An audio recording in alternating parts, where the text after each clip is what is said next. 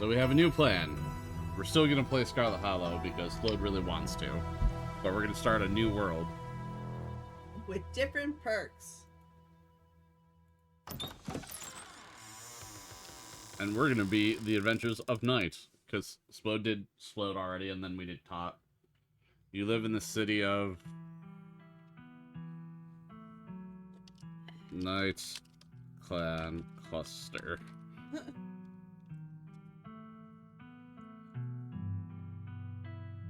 I would go he, him, since you did she, her. We had Tot, they, them, and okay. So it makes sense. Alright. So, we did talk to animals and street smarts. Splode, you did what? I did keen eye and book smart. So we got hot and powerful. Hot, powerful, and mystical. Yeah. So, do we have any kind of input from the peanut gallery? Do we want powerful build, mystical build, hot build? We get to pick two. Hi, Splode. Hello.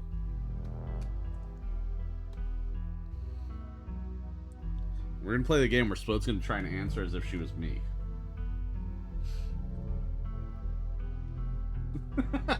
Splode's staring at me like, yeah, okay. Ninja, I feel like you could use some smarts. Well, so you get an achievement for picking the builds, and... So the only 3 builds that we haven't done are power, mystical, and hot. So do you want to be buff and mystical, buff and hot, mystical, and hot. So...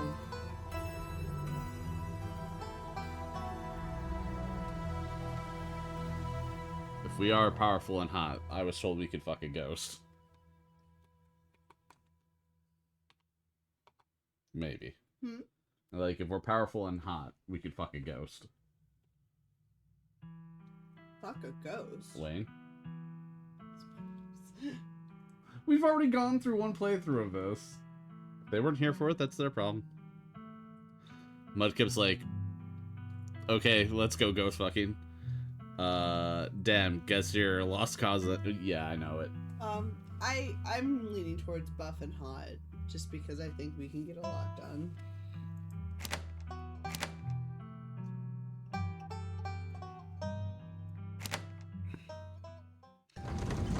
And Splode, just understand, when you're picking choices, I do want the wet nuts.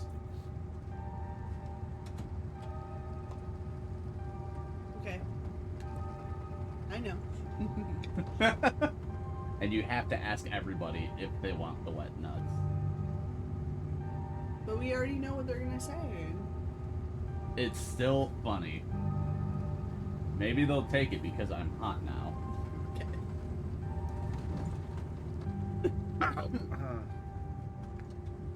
You want more food? I'm okay for right now. For right now. I don't know what I'll be like soon.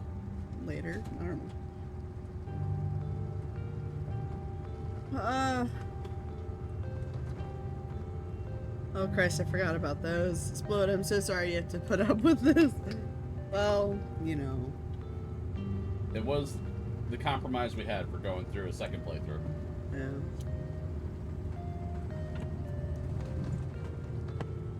Maybe I should eat something. Probably. Take us with you though. We'll be here. Eat something or go together. Man, we have an ad starting in 40 seconds.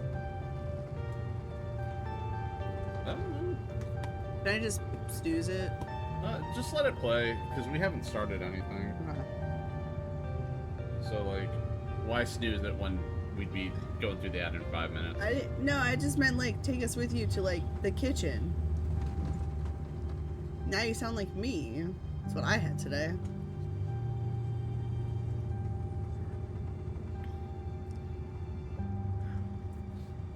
Perfect. Ad starting. 3, 2, 1. Plus, a minute. that entire time? No. I was gonna mute us and then you started talking. No, I'm like, this is giving me a minute to load up the chat on my end, too.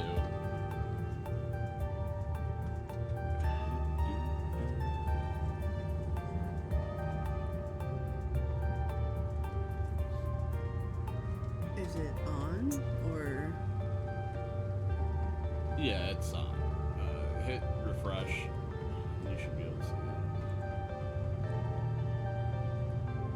Or not. Because it says Last played, but ad starting soon. I am not in ad hell. Oh, then fuck it.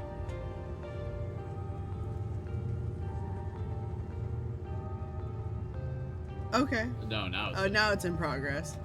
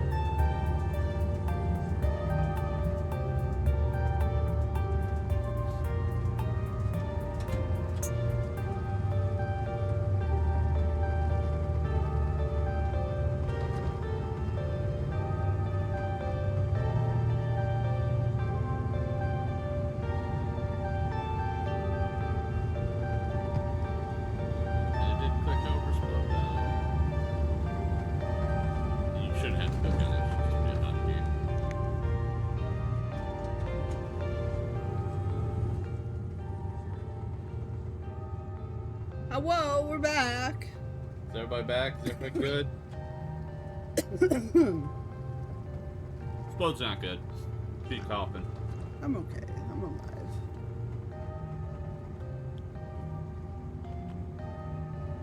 Alright.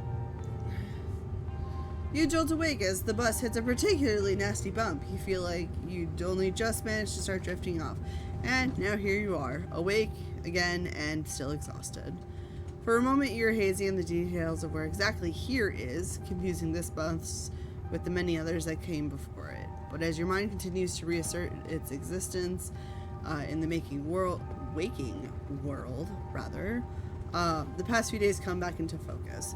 The long-lost cousin, the bad news, the 26 hours of bus rides with countless late-night stops and CD depots that would have felt unsafe even in the middle of the day. You wouldn't normally find yourself traveling like this, but your cousin bought the tickets. The funeral of Pearl and Scarlet, your cousin's mother and your aunt, seemed like something you shouldn't ignore, even considering your own late mother's rocky relationship with this side of the family. Fortunately, the end of your long journey is in sight. You're almost in Scarlet Hollow.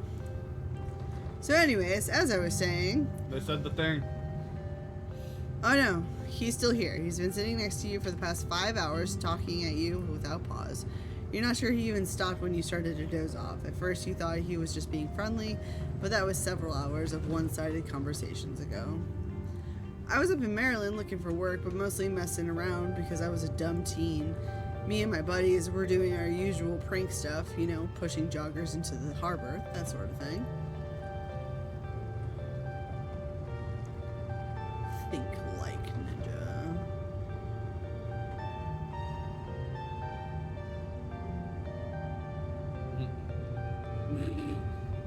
Hell yeah. So chaos, my dude. This is gonna be a study of how Splode views me as a person. Hey, I knew you'd get me. You and me, we're kindred spirits. I can feel it.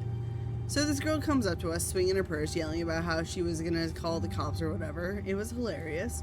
She actually hit my friend and he said it hurt a lot, so I guess she really was mad and not just playing. But she kept swinging and soon enough she lost her balance and fell into the harbor all on her own. We didn't even have to push her. We had a good laugh and fished her out, and her phone got soaked so she couldn't call the cops on us. We wound up hanging out all day. She kind of became my girlfriend after that, and we've been on and off for about a year, so it's pretty serious. Though about 5 months ago, she tried to break up with me, like for real, and geez, you ever get so mad you just want to like kill somebody? Huh, did he say she tried to break up with him? You can't even begin to imagine what that might feel like. Nobody's ever broken up with you.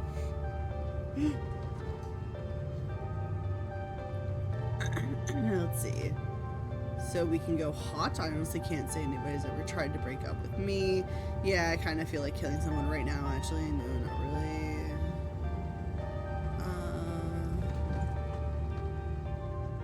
We'll go with hot.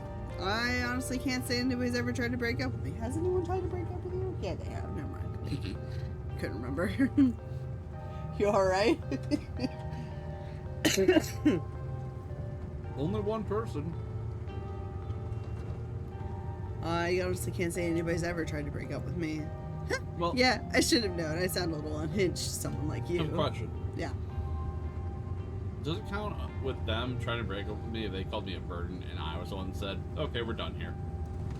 I don't know. Sounds like a mutual breakup in a sense. Well, I've told people, like, look, if you don't want to be around me or you think I am draining on you, just fucking end it. And if you won't, I will. Fair. Oh, excuse me. But if anyone ever does try to break your heart, you might be surprised by how it changes you. I honestly could have killed that woman. Anyway, she's giving birth to our son right now, so I'm trying to get up to Virginia to be there for it. But I don't know if I'm, like, into that stuff, so I might just wind up on a bus to New York or something instead. I've always wanted to go there.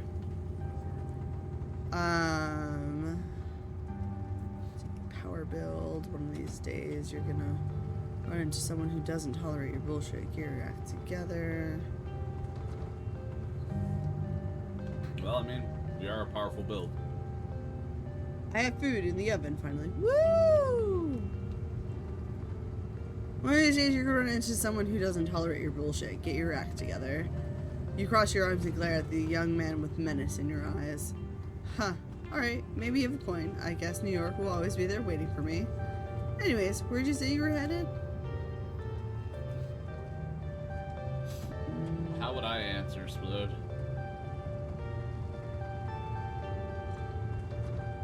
You're playing the wet nuts game? I should remember just to take my meds. Nice. Talk to us in 2 hours about meds.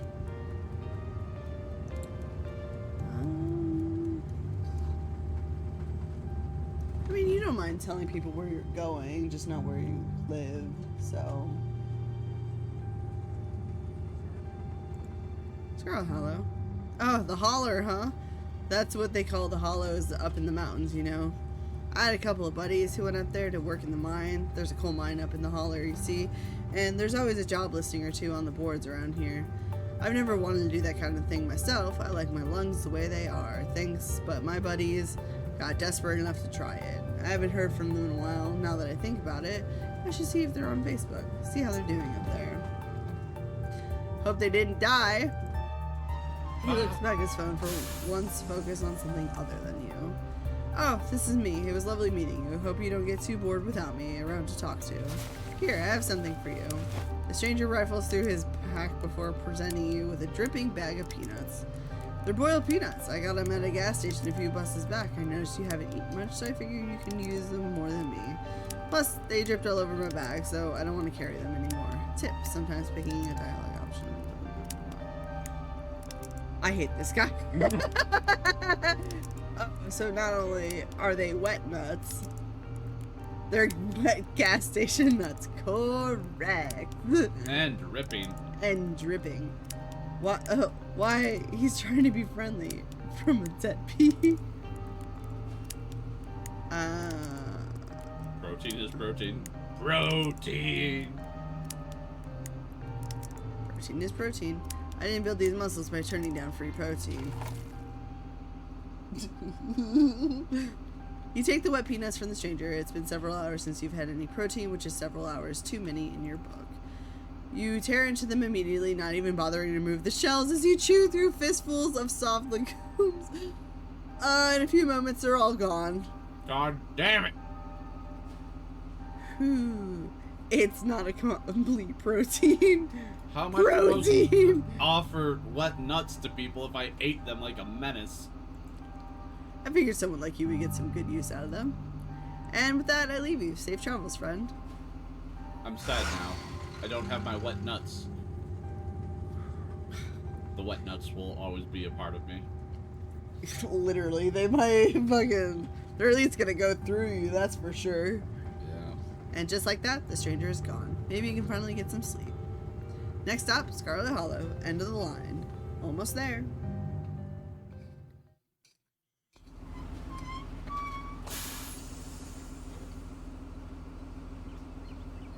I have a paper towel.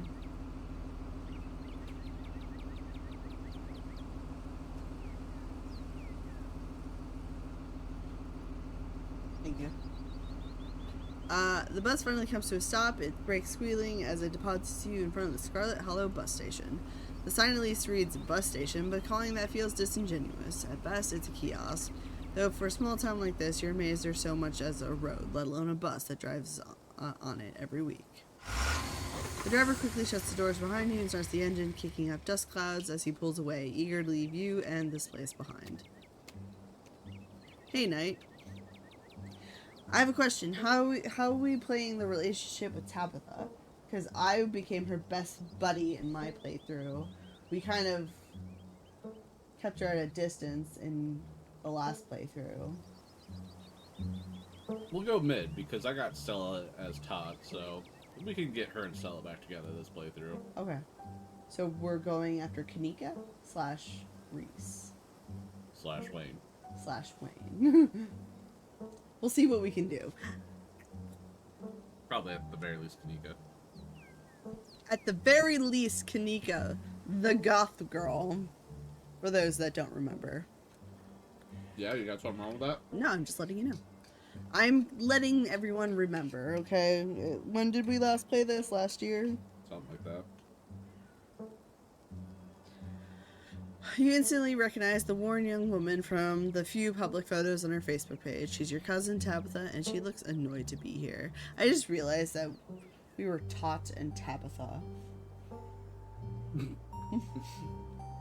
Makes sense. Remarkably, my first cat's name was Tabitha, so... The one that gave consent? I mean, consent to what? We never got with anyone. We got with Stella. She gave consent. She gave consent.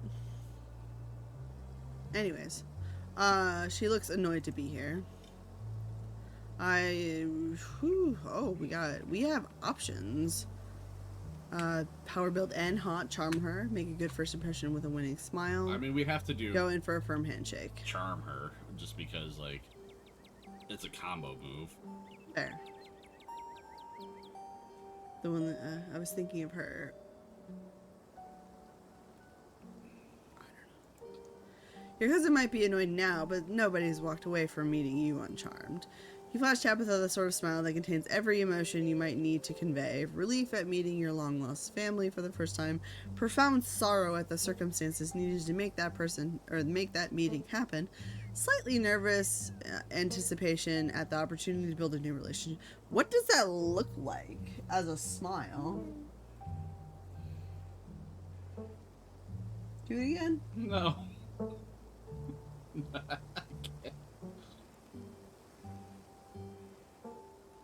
This, I feel like that's like a, I don't really want to be here. I mean, that's what that tells me. I remember, Night killed the dog. That's right, we gotta rectify that. What? I didn't kill the dog. The gun went off and killed the dog. I didn't even hold the gun. Tabitha, it's so nice to finally meet you. I was so sorry to hear about your mom. And there it is. Thanks. For a brief moment, Tabitha is put at ease before she quickly straightens up and the annoyance returns to her face. It might not have been much, but it's progress. Come on, let's go. I don't want to spend any more time down here than I have to. Your cousin turns and motions to an old BMW parked near the bus kiosk. You follow her, clambering into the dusty relic.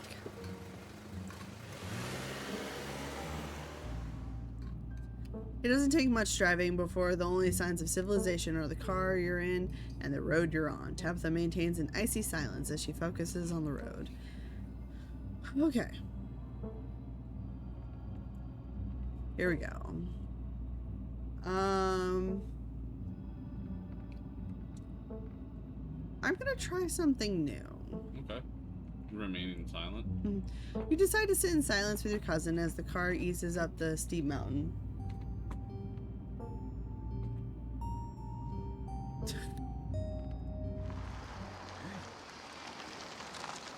What was the date you played this last? I'm feeling old. It was last year. Do you remember?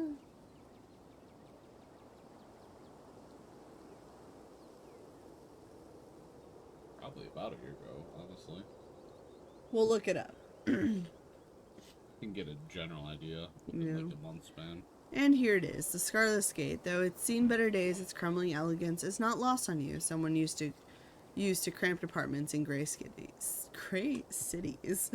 Your mother told you about this place many times before she passed, always with an anger burning beneath her words.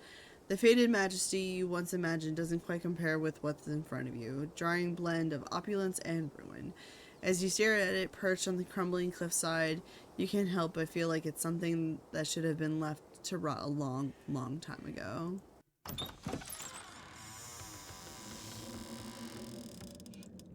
You're hit with a blast of dusty air as you step across the threshold and into the foyer. October of last year? Yeah, so it's half a year. There. Everything in this room has been here for much longer than you've been alive, each object cemented in place with layers of dust and cobwebs. You can hear doors creak on their hinges and the aches and moans of ancient floorboards as the house itself sways in the wind. Welcome to our family's humble estates. Unfortunately, due to the current state of the house, only a few rooms will be safely accessible during your stay.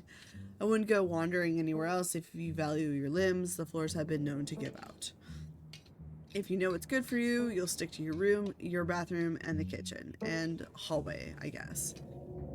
But only the hallways you need to get to those places. I'll show you around so you know where it's safe to walk. You can leave your bags here for the time being.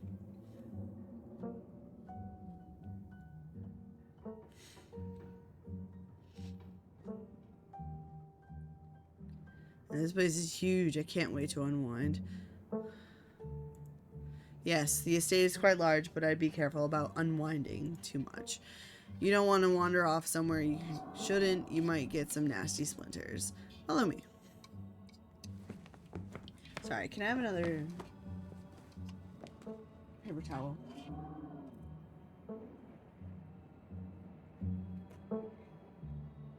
Hang on one sec.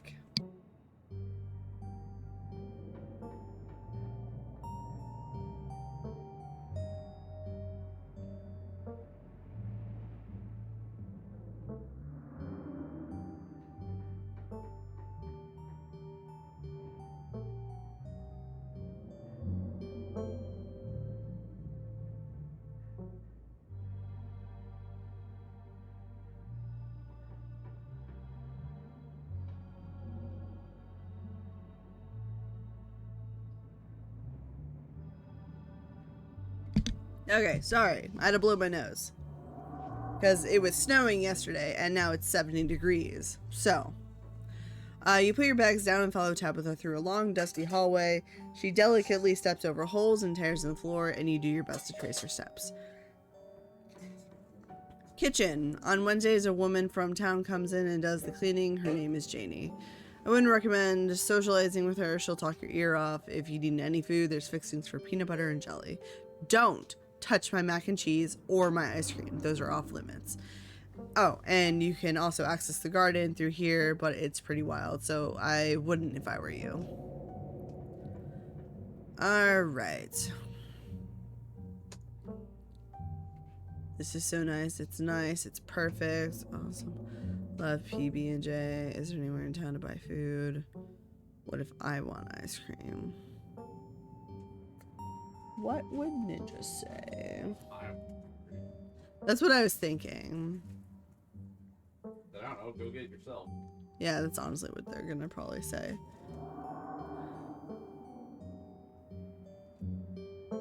What if I want ice cream? Then you can buy yourself some at the general store. If you touch my stash, I will know, and there will be consequences. Sweet, thanks. Cool, good talk.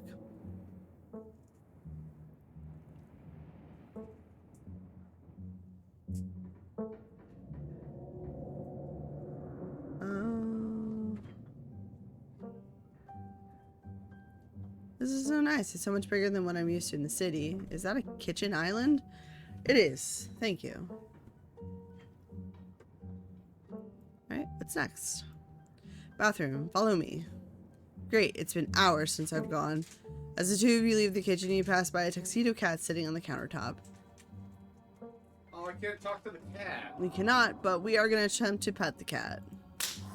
Before following your cousin down the hall, you decide to pet the cat. She bites you hard and hisses violently. Tabitha sighs. As you've now learned, you should not pet Frou Frou. If she wants to be pet, she'll let you know. Come on, the bathroom awaits. You once again follow Tabitha through a long, dusty hallway. Maybe after a few nights, it'll get easier to navigate these spaces, but for the time being, you feel lucky to have not fallen through the floors. Guest bathroom, not much to show. It's a bathroom. I'll wait outside. Do what you must, if you must. It is a wretched bathroom. Piles of junk sit untouched in the corners of the room, and mysterious stains paint the floor.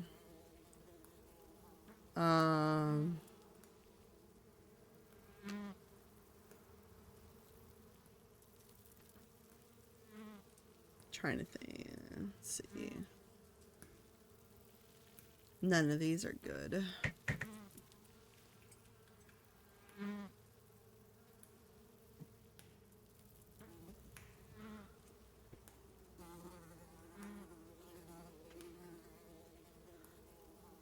Should I say, never mind, I don't need to go. I mean, when you gotta go, you gotta go. Right. Ugh. Bug skitter from the bowl as you lift the seat. Use the facilities, I guess. Toilet is a toilet. Sure, it could be cleaner, but your business needs doing, and this is as good as any. You do what you must and rejoin your cousin out in the hall. Next up, guest bedroom. Last stop on the tour. Follow me. You and Tabitha briefly return to the foyer before climbing the stairs and reaching the guest room. This is where you'll be staying. The linens are fresh. I had Janie wash them last week. I had to endure a half-an-hour rant about her kid to get her to do it, so you better be grateful. The closet's full of old family stuff, so you can't hang your clothes up, but you can use the dresser. It should be empty. No. Do we want to just lie or power build? What's the power build? Do you need help around the house? I would say for me, anytime like a power or charm or hot come up, I'll probably pick that just to see what happens. We also have a lie, like saying the room is nice, thank you. She seems to appreciate when we're nice about the house. I mean, yeah, but I think the power build isn't really. It's just asking if we need any help. There's a lot of boxes and stuff lying around here. I could help you move things around and fix the place up. Look, I appreciate the offer, but Janie already comes in once a week. It's fine. Alright, well, then you can lie. Okay. This room is nice, thank you. Good. You should be honored to stay in a historical landmark such as this. Every piece of furniture in this room is a genuine antique handed down through the family for generations. This is not an IKEA bedroom or whatever such nonsense you're used to in the city. It's been handed down the Scarlet line for generations. Technically, I think it's been passed down. I guess I'll start to get settled. Follow me. I'll take you back to the foyer. You can collect your belongings. This concludes our tour. I'm afraid I must return to my duty, so you'll have to entertain yourself for the rest of the day. Don't expect to see much of me.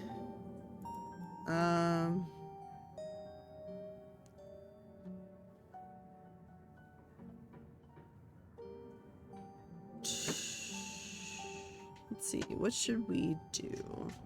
We have a hot option, which is, hey, so is it cool if I have people over at some point this week? Where are you going when I'm supposed to be gone? Are you sure you can take the day off? Did I do something wrong? I'm almost curious on if we're like,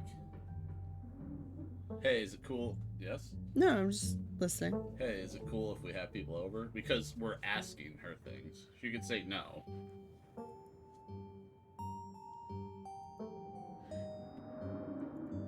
What are you talking about? You don't even know anybody who lives here.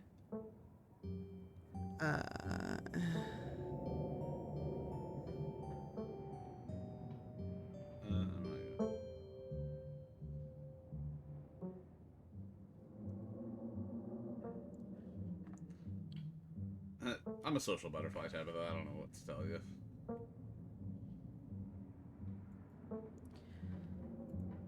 What does being a social butterfly have to do with inviting people into my house?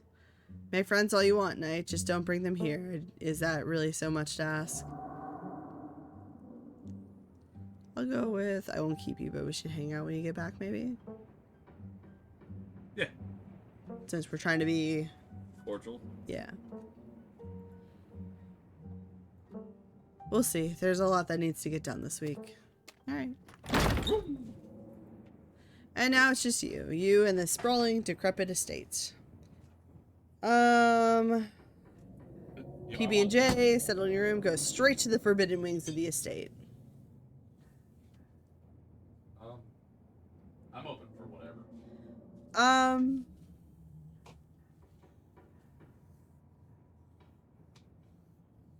We'll go straight to the forbidden wings of the estate. All right. There's no one stopping you from going to the forbidden wings of the estate. Except for the locks and chains sealing them shut. Alright. Guess we'll settle into our room. Never mind. Oh, that's right. We had to do street smart and strength to get to this part. Because we had a lockpick it last time, Yeah. and then we weren't strong enough to move some stuff. Is that what it was? Yeah. Fair enough. Things to remember. Alright. Put your spare clothes in the dresser. Dustin!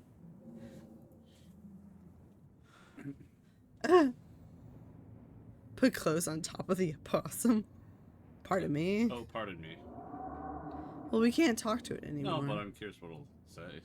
Or what it'll I think do. we only get one.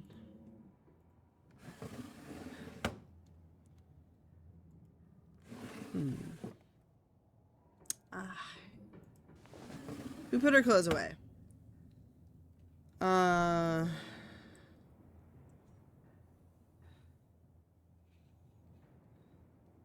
enough. Make a PB&J. This booty of peanuts you got from that strange young man on the bus. If I say you're still hungry and a PB&J sounds like exactly what you need to take on the rest of the day, you head to the kitchen. We're gonna do something fun. Ready to craft a beautiful peanut butter and jelly sandwich. It's a daunting task given the state of the place, but the aggressive growls of your stomach outweigh your fear of food poisoning. To start, you probably need to find some peanut butter, some bread, some jelly, bread, a plate, and a knife. Approach Frou Frou. The cat hisses as you draw near, but remain firmly in place. It's clearly Frou Frou's spot on the counter. Pet her. Yeah. Okay. Put your hand out and attempt to pet Frou Frou. She bites you viciously. Honestly, what were you expecting? The cat emits a low growl as you cautiously back away. Search the fridge. As you approach the fridge, your eyes catch a note taped to the door reading, "Janie, stay out," in all caps. Below it, in separate handwriting, are the words, "Okie dokie." You open the fridge, you already feel a deep urge to wash your hands, even though you have yet to touch anything other than the handle. Examine old takeout. Why did you do that? What were you expecting? This takeout container is disgusting beyond words, a liquefied mess wholly congealed in its styrofoam shell. You can't even tell what it used to be. The substance doesn't just smell bad, it smells ancient.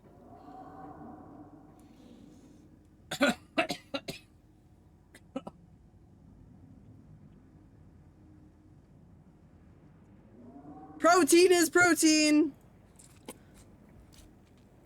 Protein is protein, you say to yourself as you force the slimy substance down your throat and into the steel trap that is your stomach. Your mouth and throat and senses might be revolted, but you know your muscles will thank you for this later.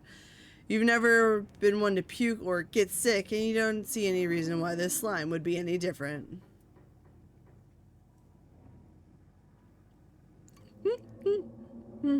I'm very disgusted with myself.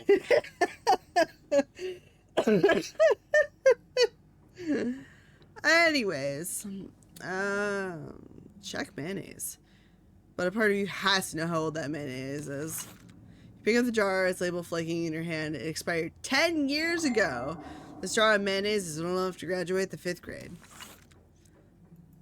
You put it back and forget you ever saw it. Should we be mean and try to take the ice cream? Is that peanut flavored ice cream? Banana chocolate. Banana choco chunk. How does that look like a banana? I guess slices? It's the slices of banana. Okay. From here, it looks like a peanut. Should we try to grab the ice cream, take the jelly, close the fridge? Did you ever try to take the ice cream? Mm-mm. Do you want To have that explicitly told me not to do this, you think to yourself as you reach for a pint of banana chocolate chunk.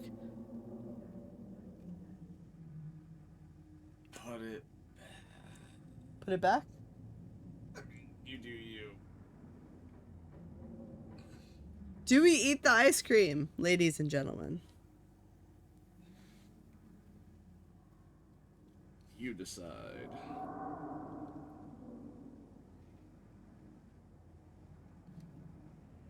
I feel like it's in poor taste somebody invites you over and then... That is fair. Like, I can't tell you I am resisting the, I don't know if it's the Midwest urge or whatever to just, nope. I don't even, I if I'm alone in someone's house, I don't eat their food. You eat your parents' food all the time. That's different. I grew up there. No, I'm watching the dog there. They explicitly told me to help myself. So does all right, the rest of your family. Or your other family that you like watch their pets will be like, we got you this giant basket of food for you. I know, and it's all junk food too. It's like they don't know me at all. I'm sorry, I don't think they want to buy you fresh chicken or eggs. Not now.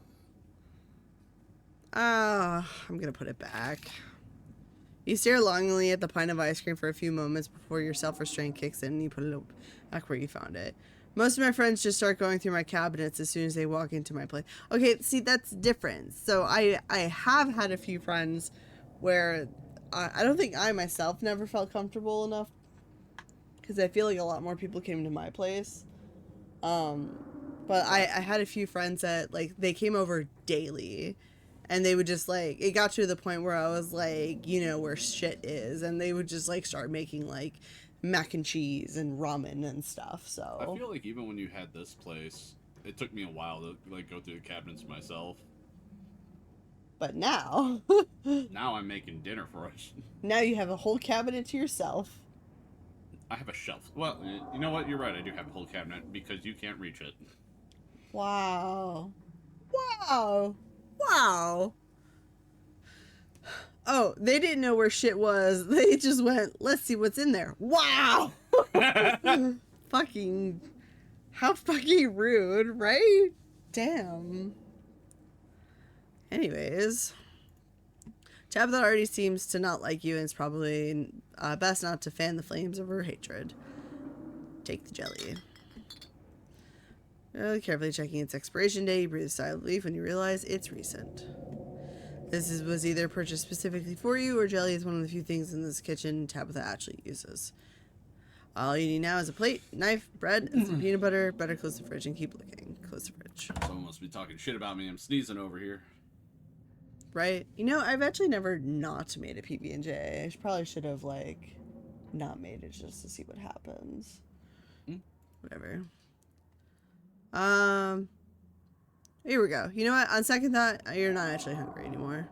Eating that wretched slime has turned you off eating for the foreseeable future. Maybe it's time to do something else. Might as well head to town. There's not much left for you to do here other than head out and explore the town. You do just that. I wonder if there's just like a quick version where you just stay in the house.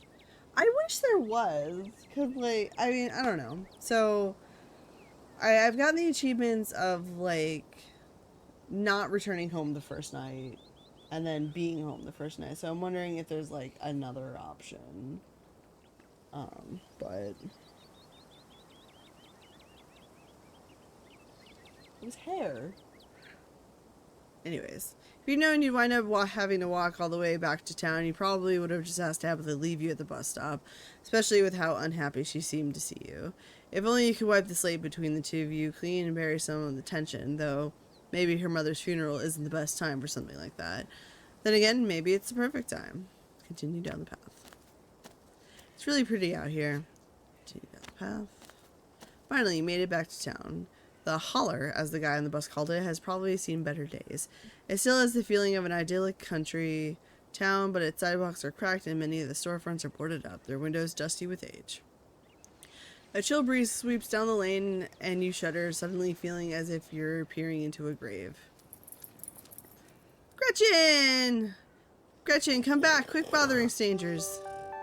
Oh, I haven't seen you around here before. The young woman is noticeably flustered by your appearance. It's a phenomenon that you, as a hot... You know, I'm a hot. Right, are all too familiar with. Sorry about Gretchen. She can be very slippery when she wants to be. Hope she didn't scare you. You know, I haven't done this one before, remarkably. Pet the dog. You reach out and scratch Gretchen behind the ears. Her fur is soft and warm. She wheezes excitedly, digging her little nose into your palm and licking your hand. Oh, I'm so glad you two are getting along. Isn't she just the cutest? Look at that face. With how energetic she gets, you never know. You'd never know she's 17.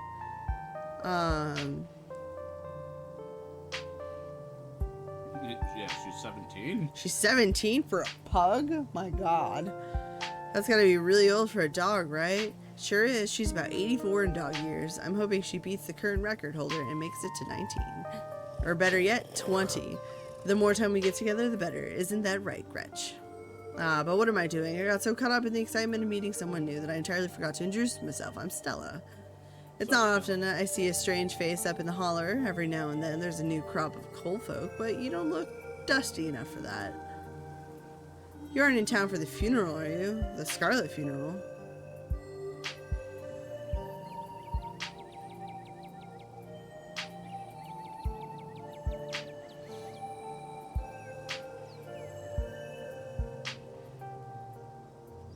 I've never lied to Stella before. Technically, that's not lying. It says lie. Oh, maybe I am, maybe I'm not. I don't know. Maybe I am, maybe I'm not. Be coy. You must be Tabby's cousin then, right? That's the only person I can think of who would come to town for the funeral. How's she holding up? To be honest, I've been a little worried about her all alone up in that big house.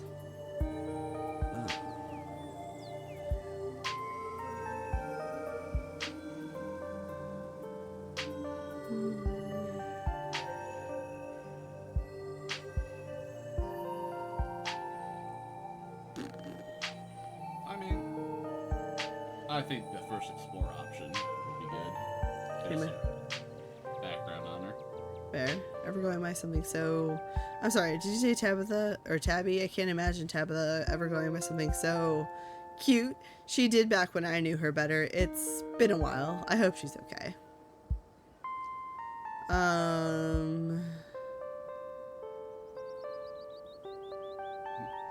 She seems alright. She seems to be taking it okay. I don't know her that well, so I can't tell if things have had an impact on her mood, but I get the sense that she's always a little rough around the edges. That's Tabby, alright. I'm glad to hear she's doing okay. She and her mom were really close, and to think she's been up in that old mansion all by herself. But I guess she's got you there to keep her company now. That'll be good for her, even if she doesn't realize it herself.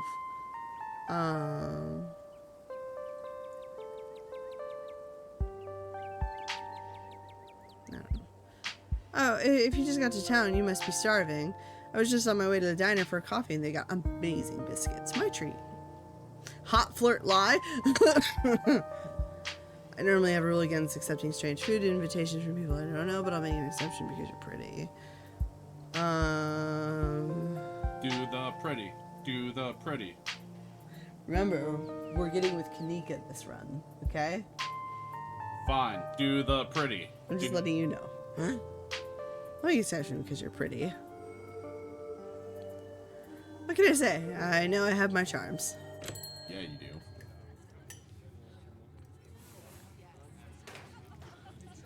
The pleasant aroma of greasy breakfast food hangs heavy in the air. In contrast with the empty, lifeless atmosphere of the family estate, the diner is filled with the comforting din of human life.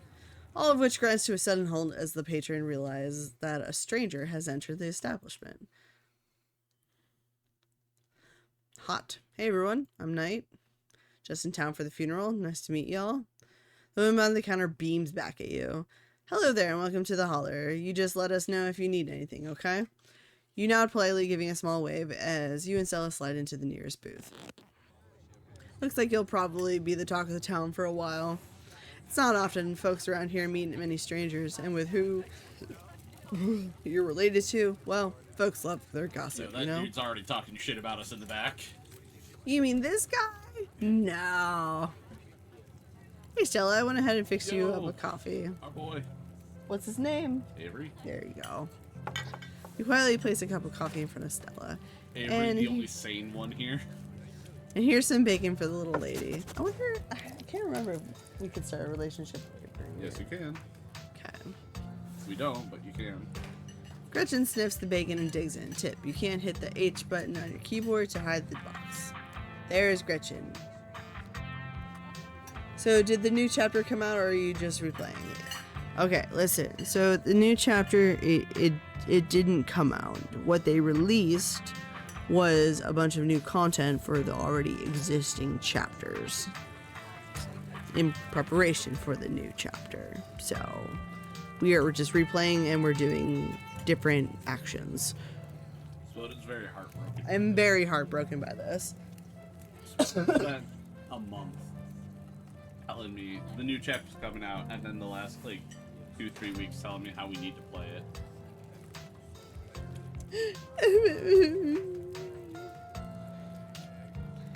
What about you, stranger? Anything I can get you? The name's Avery. I'll be taking care of you today.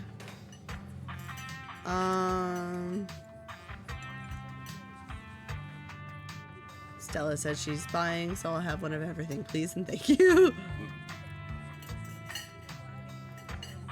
How about we start with some biscuits and coffee? No problem. Avery pours the fragrant brew into the empty mug in front of you. They linger after pouring your coffee, turning to you nervously. Oh, and I'm sorry for your loss.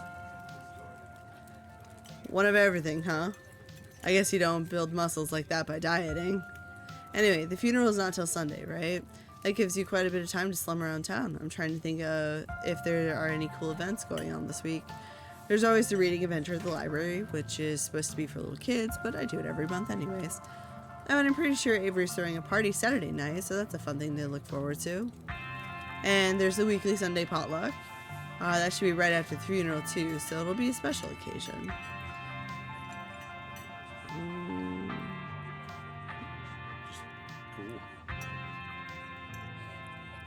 Cool. Anyway, those are all the big events I can think of. As for the day-to-day, any idea how you want to kill the time for the rest of the week? Yeah, you got a powerful build. Love to hit some good hiking trails after being cooped up in a bus for so long. These legs gotta move. Oh? My job actually has me running around the woods pretty often, so if you ever need a guide... Before Stella can finish up, Avery returns, biscuit in tow. Hey, Winnie wanted to give you a biscuit on the house. She sends her condolences.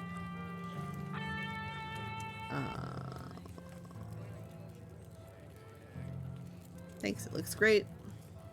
Well, the kitties did pretty well eating on either side of the door. Baby has started kicking strongly enough that they are shaking my entire belly, and Sharp can feel it with his hand. See, you know. You pick up the biscuit. It's delicate and fluffy. It nearly crumbles at your touch. Buttery warmth emanates from its surface.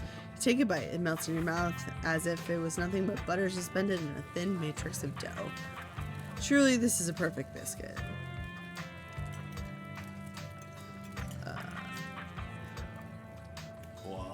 Whoa.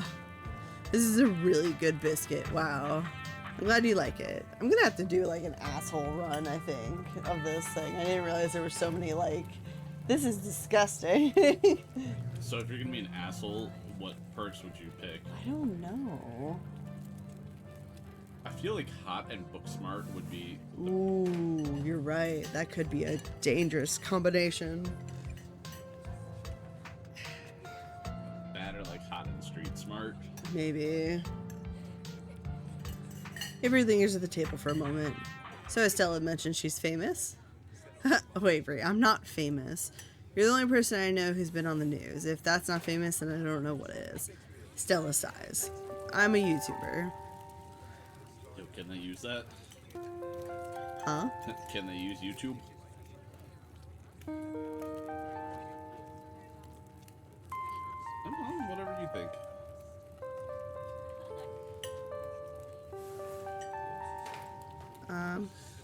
That's it right. really does have like shitty, you and everybody else. I know. I think we're gonna have to like do an asshole run one of these days. I don't want to be mean to Stella. I know. I don't want to be mean to these people, but like I think it would be kind of funny just to see what happens. I'll be mean to Reese's mom. I already was. Yeah. I also was not incorrect to Reese's mom. Oh, there's. Oh God. You're not on the Discord, so you didn't see. Hang on. Did you see the meme I sent you? I can't see.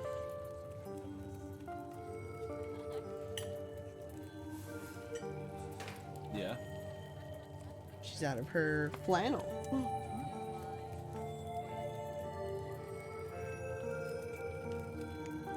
Anyways, I've never been a YouTuber before. I'd love to check out your channel at some point. Oh, thanks. I'm nothing much. It pays the bills, but it's mostly a passion project, you know? She's selling herself short.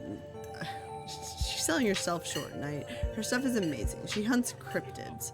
I think the best video to start with would be the river one, you know, the controversial one. Oh yeah, the Katawa River Runner. I didn't expect much out of the footage at the time, but it really wound up doing numbers. So the River Runner is a cryptid that's only known for a single sighting. 2 Boy Scouts thought they saw something big and weird in the Katawa River. And that's all I had to go on. But then I wound up catching this on camera. Stella pulls out her phone and shows you a clip of something in a river. Scared in the woods. Haunted ice cream parlor. Lo-fi beats to chill to. Yo, let's go. Some folks said it was a beaver, but if that was the case, it'd be at least twice the size of any beaver I've seen. I also had people saying it was a dog or even a capybara that must have escaped from a local wildlife sanctuary. I'm still not sure what it was, and I'm the one who saw the thing with my own 2 eyes.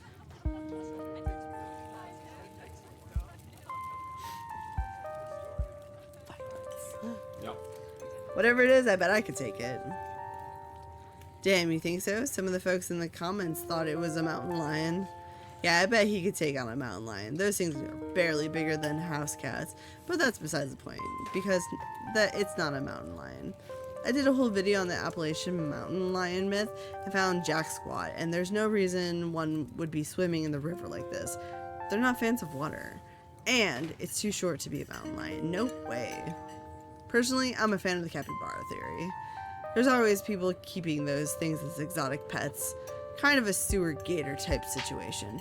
Yeah, exactly. Some exotic pet owners set it free, and now it will forever roam the Catawba, confusing Boy Scouts and YouTube commenters for years to come. So, speaking of things to do around town, I was actually planning on filming this week's video tonight. I was wondering if maybe you'd want to come along. It's pretty easy one this week. We wouldn't even have to camp anywhere. I'm going to go after the... Wait, no spoilers.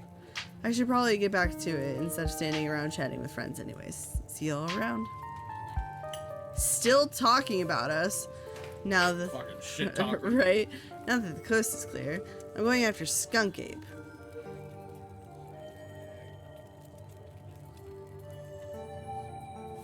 Isn't that just a worse Bigfoot? Isn't that just worse Bigfoot? It's definitely one of the lesser ape type cryptids. And one of the smellier, according to some sources. They say you should be able to smell it before you see it. I don't know about you, but I find the idea of discovering something previously unknown to be excitement enough, even if it's just worse Bigfoot. Most skunk ape sightings are from Florida, but while I was doing research for last week's video, I came across a report where a lady from a town over claimed to have seen one on her deck playing tug of war with her dog. And as I believe no stone unturned, I decided it was worth investigating. So what do you say? Want to tag along? Hold the camera for me while I narrate against a darkening sky, that sort of thing?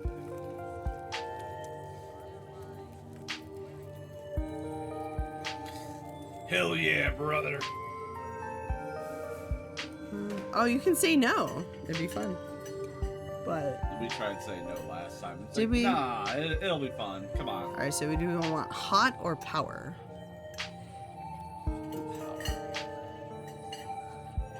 Hell yeah, I've been hoping you'd ask since the moment I heard cryptids. I live for the thrill. Yes, I pegged you for a good adventuring buddy the second I saw you. Glad to see I made the right call. This is going to be a lot of fun. I actually started the channel with a couple buddies of mine back in middle school, so it'll be kind of like a blast from the past. I miss those two. Our videos were terrible. You know, that gets me thinking. I wonder if they'd be down to come along with us, get the old gang back together. Though I guess Kanika has to close out the general store tonight, so I'm pretty sure she's a no-go. But Reese, I think there's a decent chance we could get him to come out of his cave, if he's up for it. Do you mind if I make a quick call? Stella pulls out her phone and dials, waiting while it rings. Reese. They really give us a chance to respond there, Stella. I know, right? Reese, dude, what's up? It feels like it's been forever. Oh man, I'm sorry to hear that. Do you want me to come by or... Okay, if you're really sure, but if you change your mind. Oh, I was just calling to ask if you wanted to come out to the woods tonight. I met somebody cool in town today. He's Tabitha's cousin. I know, just here for the week. Anyways, we're going to look for Skunk Ape. We could take the easier trails if that would help. Dang, man, that sounds awful. I hope you take it easy tonight. I'll swing by sometime this week and we can have a more low-key hang. How's that? Yeah, I'll bring him. Talk to you soon. Bye, bud. Looks like it's just you and me, pal.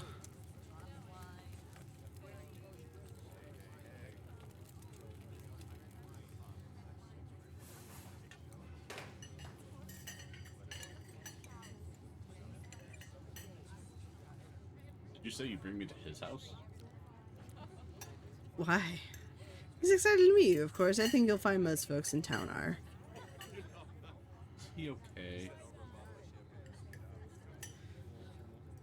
He's not feeling well, that's all. He's had a lot going on in the past, 10 years or so. But I feel like it's gotten a lot worse recently. I can't remember the last time I saw him leave his house. Oh, well, it's not my place to talk about, really. I just get a little excited thinking about having him along again. He's hilarious. You'd love him. We should swing by his place sometime this week. See what I mean? I guess we'll see. I don't know how much I should commit to doing this week. That's fair. But if you find you have the time, he'd love to meet you, and I think you'd get along. But we can talk about making friendship plans later. For now, we've got a skunk ape to hunt. So we should probably head out if we want to make it up to the mountain before it's too dark. Come on, let's blow this popsicle stand. Did she say friendship? Yeah. You pause before getting up. Maybe it's time to make a good first impression.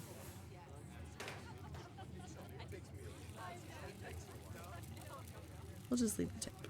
Leave a generous tip. I think we did that last time, but... What is Avery? And pull out a crumpled $5 bill. You know, it's a bit more than one should expect to get from such a short dining experience, but you might as well share the wealth while you got it. You smooth out the bill before placing it on the table inconspicuously. Ah, that's awesome of you. Avery will appreciate that, I'm sure. Stella turns to leave the diner with you following close behind.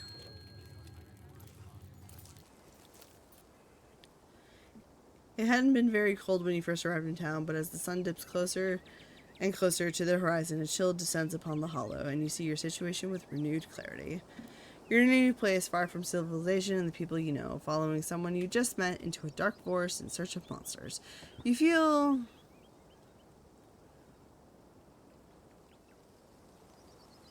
Unsettled. unsettled, really?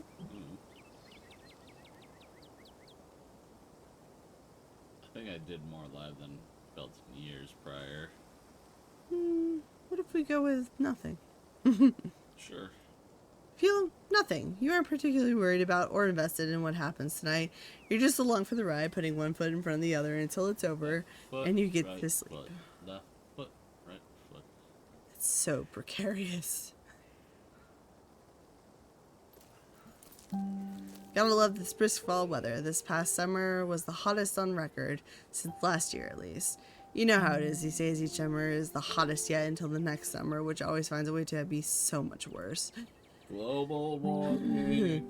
It's just nice to feel a chill in the air and see the leaves change, like normalcy is restored, if only for a moment. Sorry if that was a bit of a bummer. We should talk about something more fun, like skunk apes. We've gone through all this before. What if I just say, let's move on? Let's move on. Did you hear that? Oh, calm down, Gretchen, you old mutt. Phew, sorry for getting spooked, Duke. I thought you were some creature of darkness. Not girly, just old Duke. Now, what the hell are you looking for way out here? Skunk ape. Sorry I asked. And who's this you've suckered into coming with you? Wait a tick, you weren't. Is that?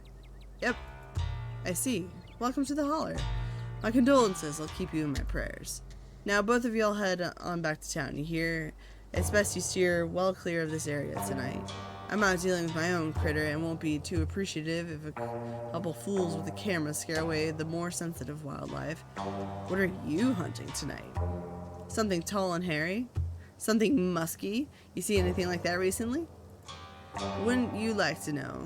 You never could stay in your business, Stella Richmond. Put that damn camera down. Oh, come on, Duke. Maybe I could help out. I'm pretty good at tracking. You know I learned from the best. That you did, but I have yet to see a shred of proof that you listened to any of it. The way you tromp around the woods at night yelling about chunkabungas or what have you. Chuckabunga. Something's been getting at my chickens. I've lost 3 this week, and can't afford to lose more than that. Not in this economy! Huh, I wonder if Skunk Ape has a taste for chicken.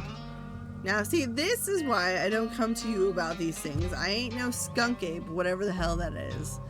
I know exactly what this is, but you won't believe me if I tell you. Oh, dude, you don't think it's... I do, actually. It's those damn mountain lions. They're out here, Stella. I don't care what your little investigation turned up. You haven't been out in these woods as long as I have.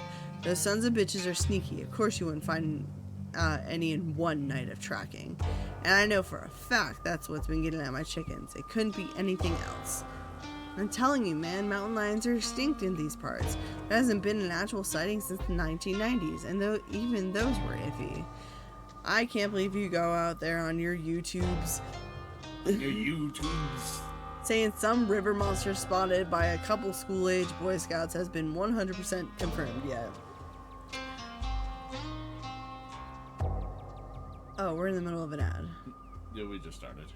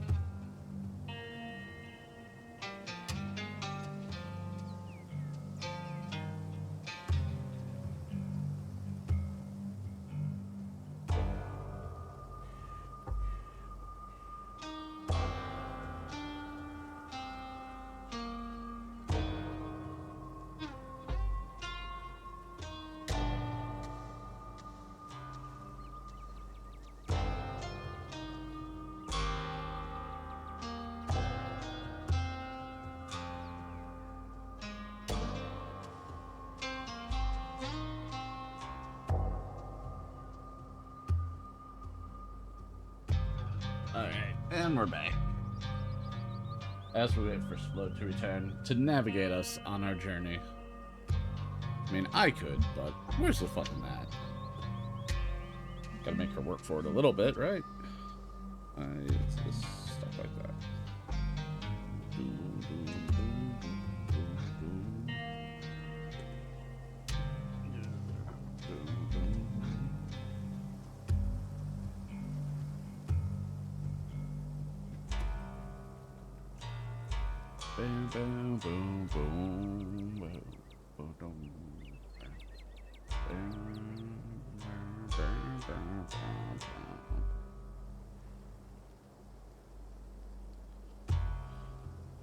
Boom, boom, boom, boom, boom, boom, boom. Kitty.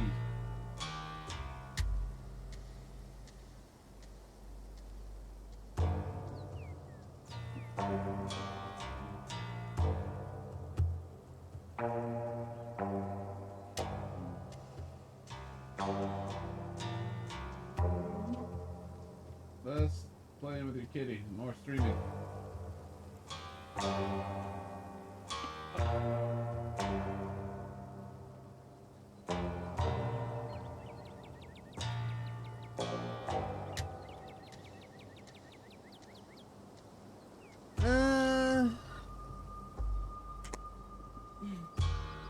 I can't believe you go out there on your YouTube saying some river monster spotted by a couple school Boy Scouts has been 100% confirmed. Yet, Appalachian cougars are some kind of far-fetched fantasy made up by geezers like me. You made me look like a fool. I read those comments people were posting on your video. I'm sorry, Duke. I didn't mean to stick anybody on you. I just don't think it's plausible. You'll eat those words when I come carrying a mountain lion corpse out of those woods at dawn. And if you don't want a face full of buckshot, I suggest you run home and stay out of the woods tonight. Parkerville, try bonding over sports. Intimidate, are you threatening us? Try to bond over sports. So you're a Duke man. Met some pretty passionate sports fans, but I've never met someone named after a team. Yeah, well, I was born into the name. Why? You a fan?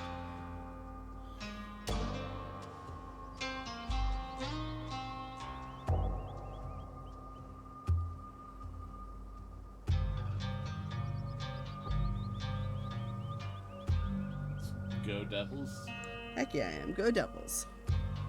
Damn straight, but don't think that just because we root for the same team, I'm gonna let you, the two of you, keep tromping around these woods. Alright, Ned, there's no need to cause Duke any more hassle. Let's head out. We can come back another time. Glad to hear you're finally seeing some sense, Stella. You two run along now and stay safe. If only we did. As you and Stella return to the trail, she carefully looks back the way you came. Okay, coast is clear. There's no way we're letting Duke edge us out that easy. Come on, I know a trail that'll let us go get around him.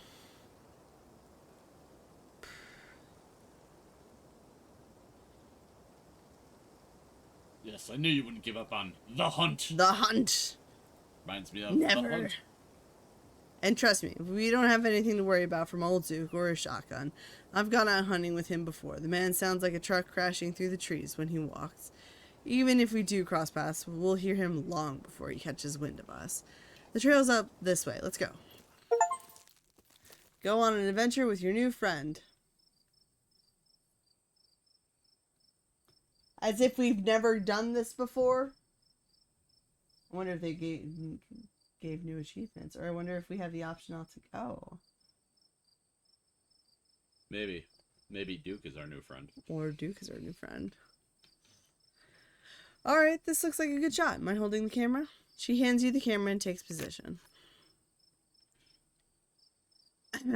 As night falls, my new assistant, the gorgeous Knight, I'm the gorgeous Knight. and I find ourselves on a high hill in the Blue Ridge Mountains, where we'll begin our hunt for the elusive yet pungent skunk ape.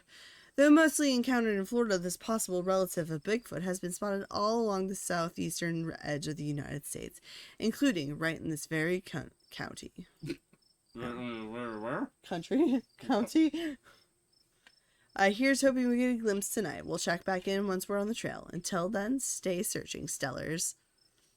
I can take the camera off your hands for now. We'll be able to start the tracking scenes once the sun sets all the way.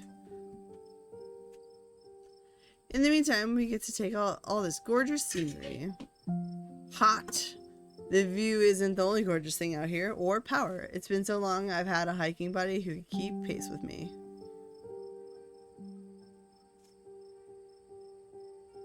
Power? Hot? Gotta butter her up for what she missed with Tabitha. The view isn't the only gorgeous thing out here. I was thinking the same thing. So much of a flirt. You are. I was thinking the same thing. Let the whole moment hang in the air. I'm glad you feel that way. I'm pretty stunning, aren't I? Yeah, Gretchen's got a hell of a moment. Yeah, like those trees. Gorgeous trees. Like what? Let the moment hang in the air. I'm glad you feel that way. I'm pretty stunning, aren't I? Yeah, Gretchen's got a hell of a mug. Or haha, yeah, like those trees. Gorgeous trees. Let it hang. You and Stella let the moment hang in the air, both of you comfortably taking each other and the natural world around you. Okay, only for it to be pierced by a loud, percussive snort. Alright, power build. Get behind me, quick. Ha, you don't have to jump in to protect me. That's just the sound deer make when they want to warn the rest of their herd about big, scary predators like us. Let's check it out. As you and Stella hear the footfalls of animals retreating to the woods, she reaches for her flashlight. A single deer remains behind, staring down the beam of light while Gretchen whines and pulls at her harness. And then it's gone. Geez, Gretchen, calm down. You're gonna hurt yourself. She cannot handle a deer. When she gets like this, I usually have to pick her up and hold her. She has a tad habit of slipping her harness when she wants to go after something.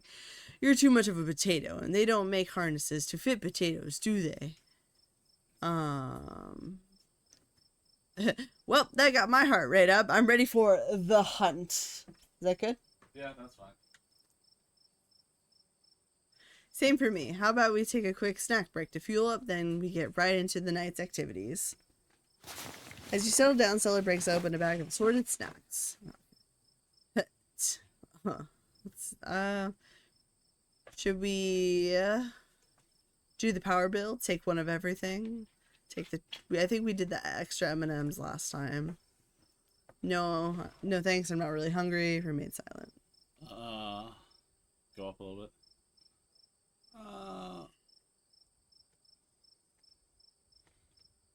Dried apricots. You grab a handful of dried apricots. You know, I dried these myself. Janie gave me a bunch of apricots, and I had no idea what I was supposed to do with the apricots, and they were starting to go bad, so I panicked and threw them in the oven. And now she keeps giving me more. Please, take as many as you can eat. I've had so many that I can't even taste them. So precarious. Eyes. You and Stella settle down on an overlooked snacks in hand. As the quiet sounds of evening wildlife wash over you, Gretchen gnaws on a stick, distracted for the time being.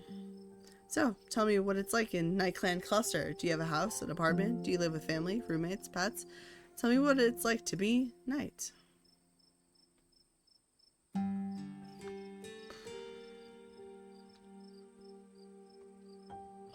What do you want to know? Why wouldn't I want to know? I've lived in this town my whole life.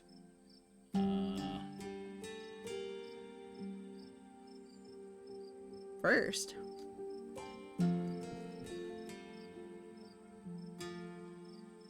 Live in an apartment with a difficult roommate. What are you trying to say? We, so far have done... Shrug and remain silent. We don't want them to know we live in our mother's basements. Very mysterious.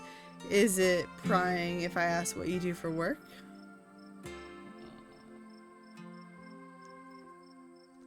Wasting points. Not at all. Ask away. Posture check. Yeah. One crack. Oh, I heard that one explode. That was my shoulder. And a stretch.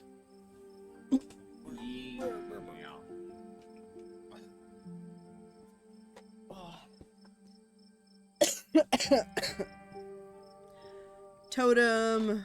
Take a sip.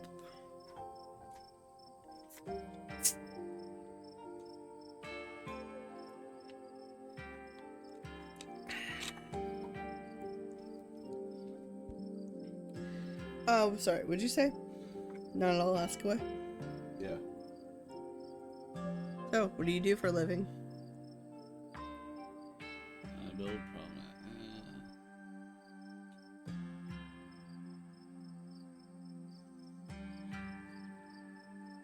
Sure, Split. I'm a streamer. I'm a streamer. Oh, no way. A fellow content creator? I guess we've got a lot in common, Night. What are the odds? What sort of streams do you do? I play video games. I mostly stream video games. That's cool. I'll have to check out your channel sometime this week. How do you like it?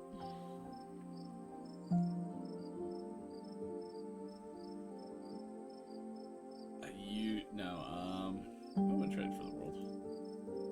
Most people I meet tend to raise their eyebrows when I tell them what I do, but I love it. It might not be much, but it makes me feel like I'm taking control of my own destiny.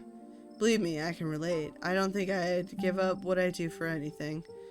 A crisp breeze passes over you. What about you? What's your story? Gretchen and I live in a little house just outside town. It's actually the house I grew up in, so it has a lot of pleasant memories attached to it, and I'm glad I could keep it in the family. My great-great-grandfather built that house, and he must have done a great job because it's just as sturdy as it's ever been. It's got good bones. It's got them good bones. Do you live with your parents? Do you live alone? Remain silent. Do you live alone? You live alone there? Yeah, the place used to belong to my parents, but they're not around anymore. And the Holler's a small enough place that other folk don't need roommates. Did they move? I'm so sorry. Because they're dead. Say nothing. Oh geez, I'm so sorry. It's okay, you didn't know. And I've done my morning. You don't have to watch your tongue around me or anything. Life goes on.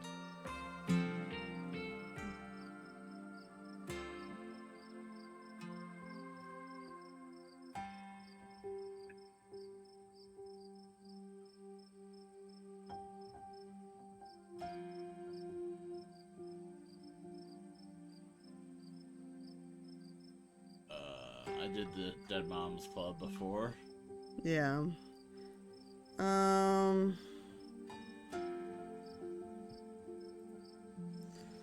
quiet breeze passes over your silence. It's showtime.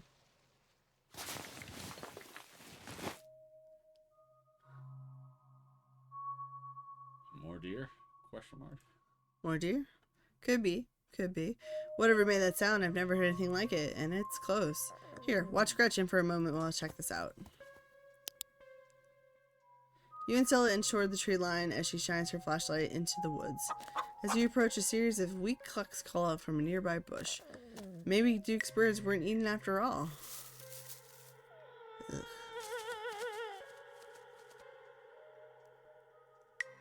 What the hell was that? Hold on, I gotta play that back. Holy shit. I'm guessing it must be maybe 2-3 feet tall. It doesn't look hairy either. So I think we can rule out Skunk Ape. But whatever it is, it has one of Duke's chickens. Looks like it's headed north. Let's go after it. Guess right behind you.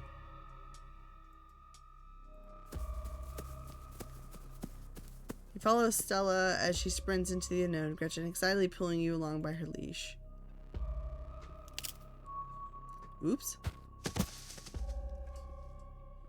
Ow.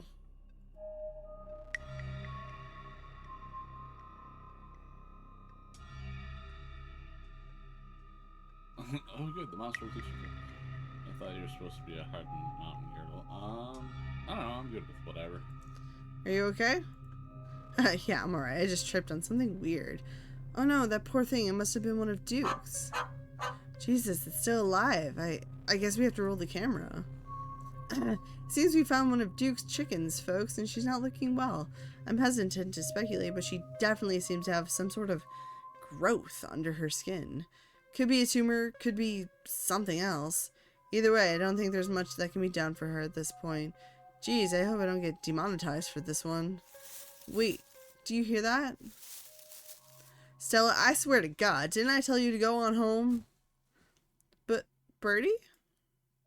Birdie, oh no, what's happened to you, sweetheart? Duke, we just found her like this. I think there's something seriously wrong with her. Jesus H. Christ. Okay.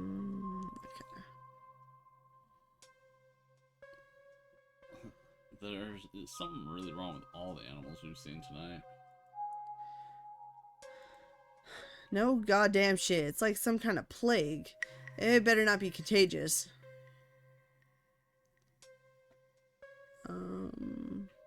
We saw the thing that got a hold of her. Sure. Got it on camera too. I don't know what it is yet. A gnome or something? You know there ain't no such thing.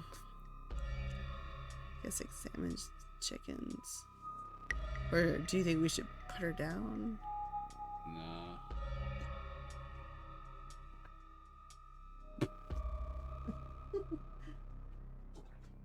It's broken. Jesus, now that I'm looking at... That cannot be comfortable. Cats have no bones. Cat liquid.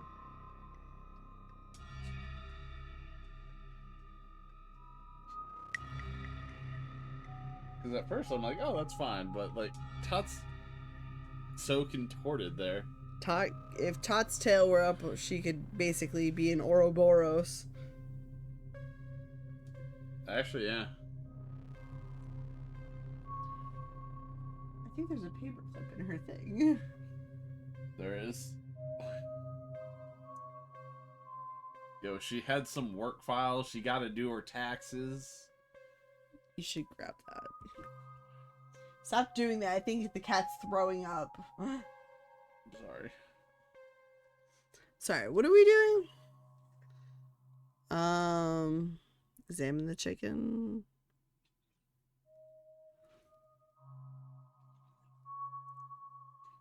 I'm not making the same noise.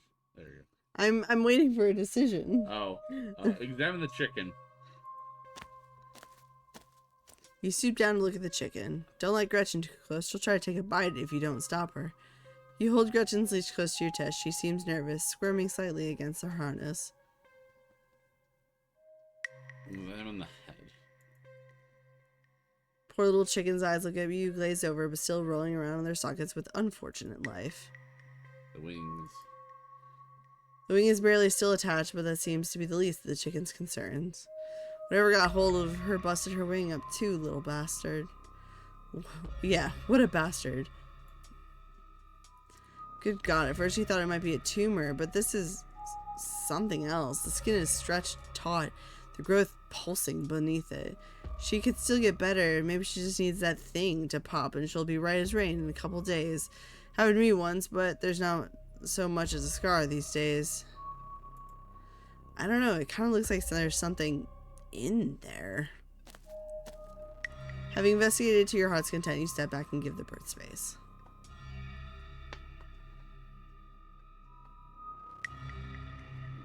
Go back up. I like the... Do you think she's become an egg? Like one of those things is going to pop out of her? No, I refuse to entertain that notion. She ain't some kind of incubator. She just needs that thing drained. Maybe some antibiotics, that's all.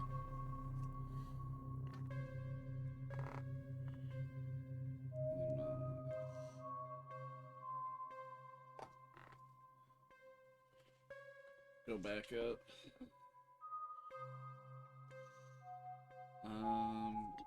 There's one higher, isn't there? Mm-mm.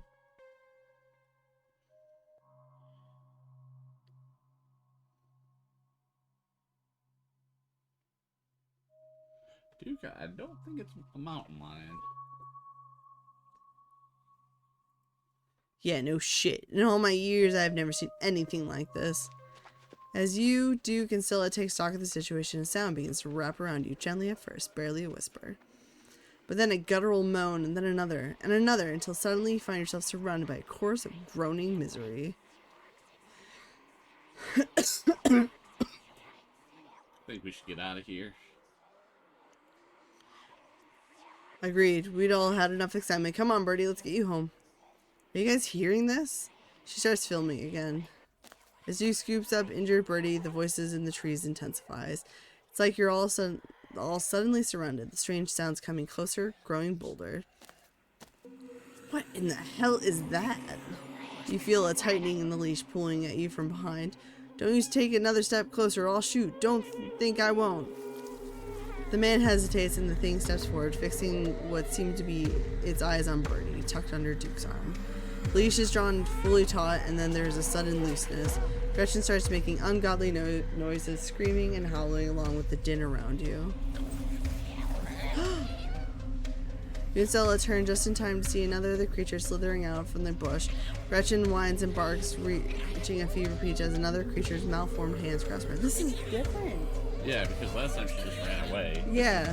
More horrifying. Oh, God. Oh, my God. What's going on over there? As Duke glances behind, everything seems to happen at once. A patter of unnatural feet and then chaos.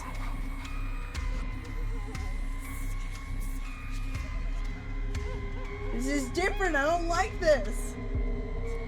Duke grapples with the thing as it grabs at his shotgun, pushing the barrel out of the way as it grasps for Birdie with oddly jointed limbs, while Stella stares in shocked silence as if paused, watching as the other creature attempts to wrestle Gretchen into the darkness, her desperate cries going unheeded.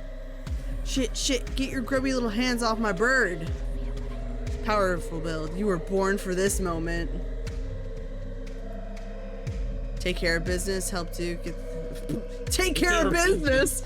You rush to Duke's side, your steady hand reaching for the barrel of his shotgun. You grab it, pointing it safely at the sky as you aim swift, brutal kick at the creature.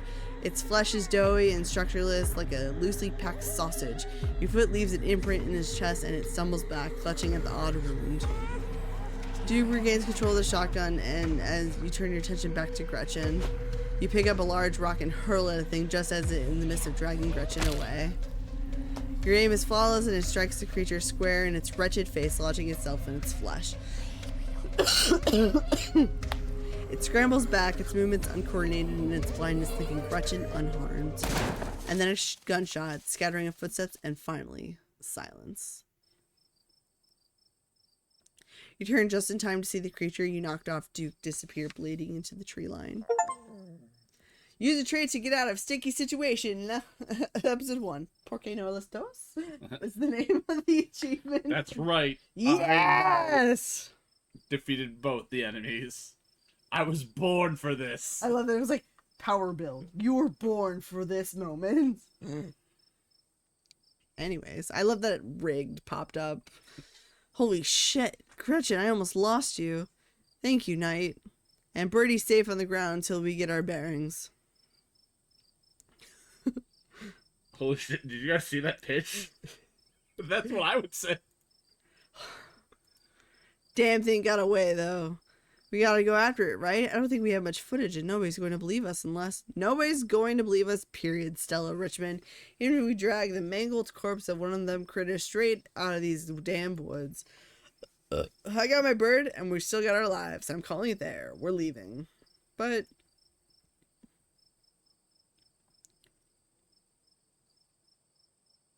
I mean, getting cold feet, Duke. These things have been after your birth. God damn it. God damn it. Alright, fine. But first I'm in trouble. We're counting our blessings and leaving. Then let's go. Stella doesn't wait for you or Duke to respond. She holds Gretchen close and starts running. You join Duke and Stella chasing after the wounded creature and into the darkness. Ugh. Good God, there's tons of those damn things. There are more of them. Look at Gretchen's face. Oh. They leer at you from the trees, no longer hiding as they bellow their strange calls out into the night. What in the hell are they? Where are they coming from? Oh. And we still end up back here. Yeah. We'll end up losing Birdie, but, you know. Probably. His question is seemingly answered when he bursts through the trees into a clearing. Stella, too, is stopped by the sight and smell of what has been arranged here. She stands with you at its edge, overlooking the bizarre pattern of animal corpses, their rot flavoring the air. Gretchen seems upset, shaking Stella's arms and whimpering quietly. Oh. At the sound of the dogs disquiet, the creatures fly out of the woods and surround the clearing. Dead eyes peer out from pale, doughy faces, watching the three of you and the small, terrified dog. Get all the footage you need, Stella. I can take them.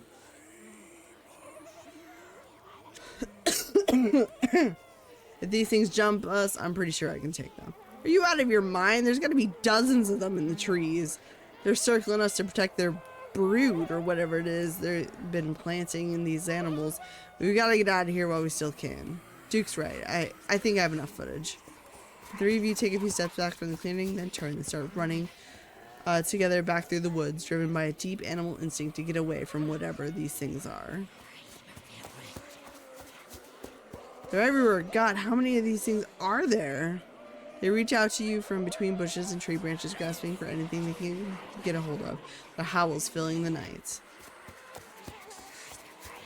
Quick, my truck's down this way. You make it to the road, but three of the creatures stand between you and Duke's truck. Clear path to the truck. Stay back. You take a single deep breath before propelling yourself towards the creatures. Punch them. Punch a ditchling. Squelch. As they recoil, you plant a foot firmly in the ground and throw your body towards the abomination to your right. Your fist firmly connecting with a powerful haymaker. Its body feels wrong. As if your blow had just collided with a bag of loose organs instead of with a living creature. Ew. But. Caught by surprise and outmatched by your physical prowess, the creatures leap back and scatter into the woods. You are still the dominant species here, at least for now. Now, Stella, I know you got trouble with vehicles, but I won't hear any nonsense about you walking back to town, you hear? Get in the truck. You sense the slightest bit of hesitation as Stella pauses on the path next to you. Okay.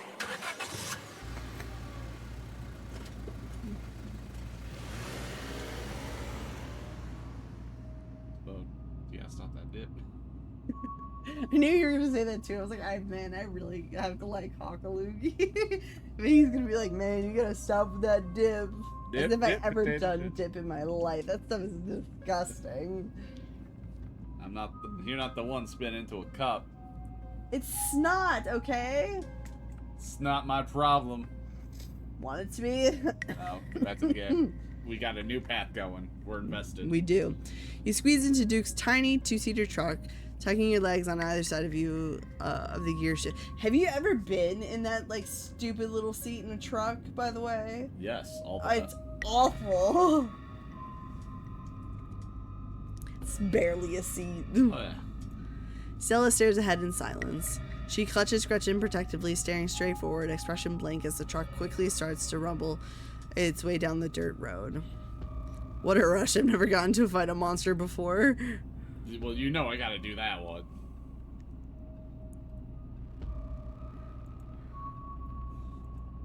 Good for you. Can't say my idea of fun involves running for my life from a bunch of creatures. Maybe we'll get lucky and those fists of yours will have scared them off. Doesn't seem like they can put much of a fight when push comes to shove. Hey, Stella, you good? She doesn't respond. Place a comforting hand on her shoulder. You reach out and rest your palm gently on her shoulder. She jumps slightly at your touch, making feel some of her tension ease, and she lets out a self-soothing sigh. That's so glum. I thought you won on the cryptid. Shouldn't you be overjoyed? Is that what we say? Yeah, she doesn't have a dead dog this time. She doesn't respond. How she feels is her business. No need to go prying at a time like this. Let's focus on getting out of these woods before something else tries to come after us. He glances over to Stella, his face softening slightly. It'll just be a few more minutes. You'll be all right. Soon the rumble of gravel beneath the tires gives way to uneven pavement, and the truck comes to a stop in front of a small cottage. Riding skier? So what's skier? Skier?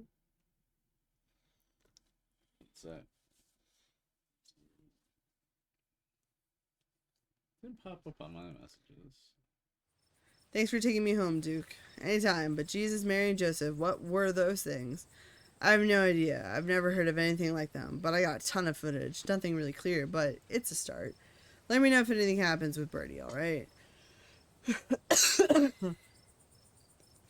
Though it looks like you only have one pole.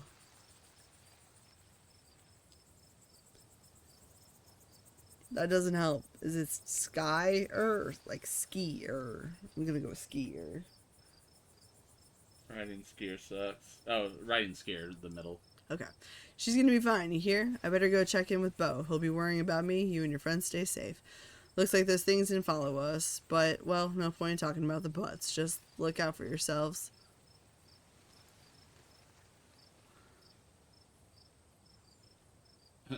Can you take me home? Can you take me home? Hell no, I ain't your private chauffeur. Stay with Stella tonight. She's got the space, ain't you, girl? Yep, totally. I got a guest bedroom with a bed and everything. Sheets even. Then, taken care of. I just punched a monster for you. Right? And here you are, back in town, away from the woods, but no one but Stella in sight. Phone buzzes in your pocket. Now that you're back in town, you must finally be getting reception again. Ooh. 6 missed calls from Tabitha and 13 text messages.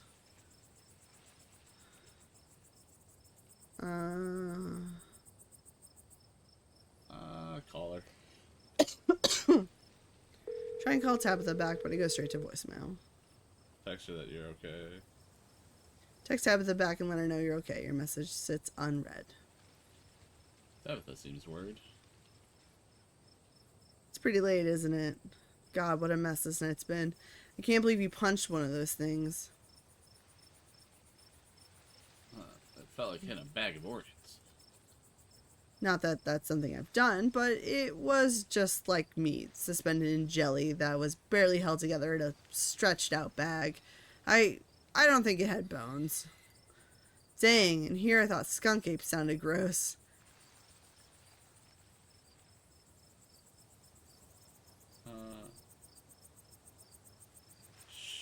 We should call the cops, right? You're not from around here, but that'd be just wasting time.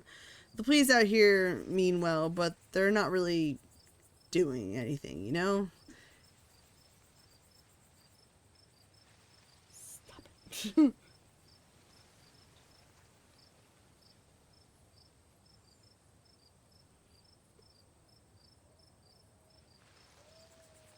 My phone has been like non-stop spam calls.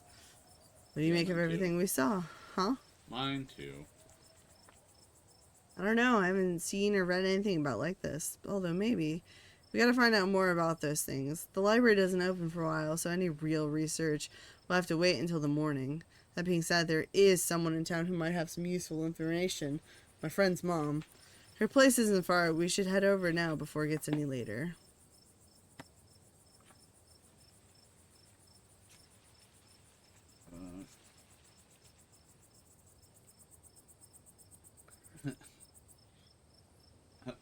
Sure, why not? Let's keep this nightmare going. No, Tabitha? Yeah, fine. We'll check in on Tabitha. My friend's place is on the way back, and stopping by shouldn't take long. You sure you don't want to stop in first? I know I wouldn't want to head up that mountain road by myself after everything that's happened tonight. When you put it like that, how can I say no?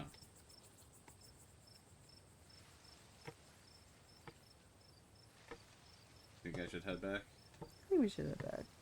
Because didn't we do this last time? I honestly thought Tabitha came and got us last time. Oh, yeah. No. Yeah, I really should head back. I should really head back. Okay, if you're sure, I won't stop you if that's what you really want. Here's my number. Call me when you get there, okay? And good luck. She scribbles her number on a piece of paper before handing it to you. I'll see you tomorrow.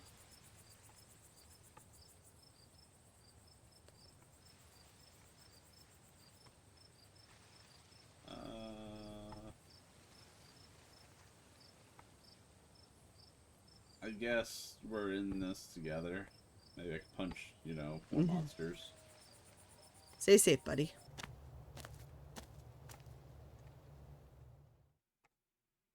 Take a sip.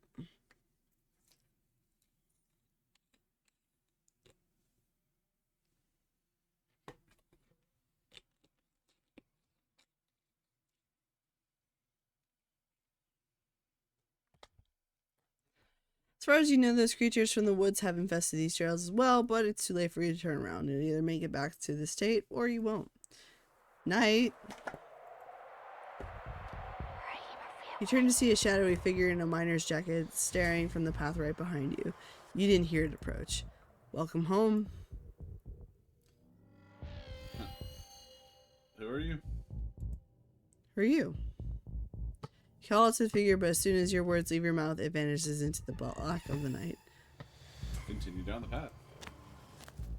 Hey Ninja, did you see my message? I did not. So Redeem, take a sip.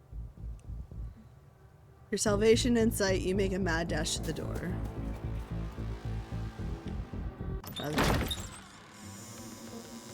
Oh, thank God you're back. Where the hell have you been? Oh God, I got a bunch of messages. What the hell? About BSP tomorrow. What's BSP? Battleship Pacifica. Battle Station Pacifica. I don't even have my Xbox set up. I called you back as soon as I had reception. You didn't even pick up when I called. I texted you back. The miner on the road back home.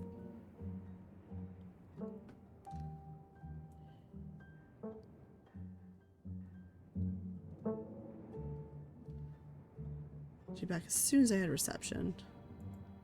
Okay, you gave me a heart attack. The miner on the road back home. There was a miner on the way home who called me out by name and everything. It scared the shit out of me. Do you know what's going on there? It's a mining town. Of course, miners walk around in the woods. And of course, people know who you are. We don't get a lot of visitors in these parts.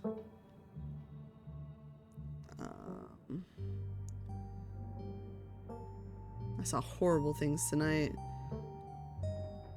I went into the woods with this girl I met to find some cryptids, and a lot of really terrible things happened. Ah, so you met Stella then. Ugh, explains everything. And she's gotten you all worked up. I'm going to bed. I'll see you tomorrow. I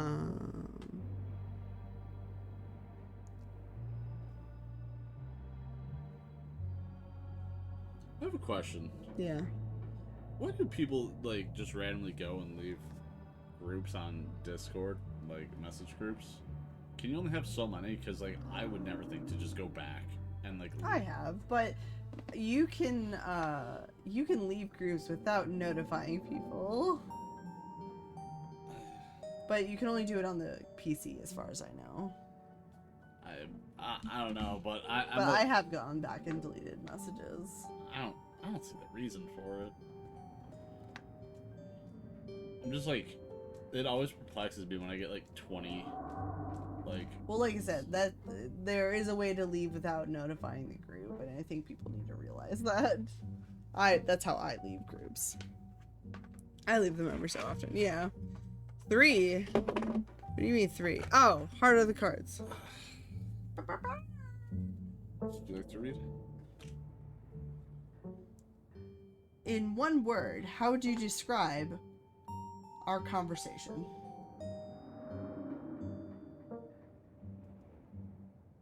Comedic. It's very rare that a conversation between me and you doesn't end with one of us laughing at the other one. Right? Alright, Ninja. Okay, good night. I need to leave this town as fast as possible. Wait, you don't want to hang out? Can you tuck me in? Say nothing. I leave them every so often. Motherfucker is in like 3 tabletops. Lazy ass bitch. Probably need to go get another drink now. Hello.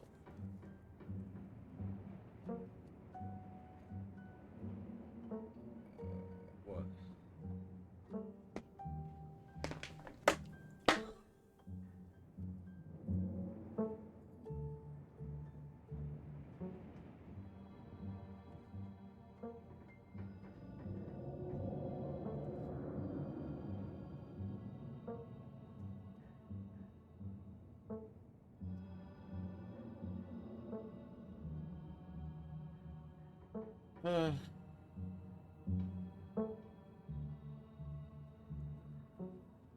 Can you tuck me in?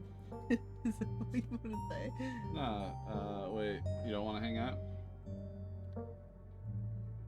I'm still all hyped up on adrenaline tonight. I would love to just hang out for a little while, cool down a bit. No, I'm not going to hang out with you. It's late, I'm tired, I'm going to bed. Don't do anything stupid while I'm asleep. Just go to your room and sleep. You're alone in the state. The sound of the wind whistling through the house gives you an uneasy feeling in your gut. It's probably best to turn in and try to leave the night behind you. As you collapse onto your mattress, you remember that Stella asked you to call her once you got back. Call her. Pull out your phone and call. Hey, how are you? Did you make it back all right?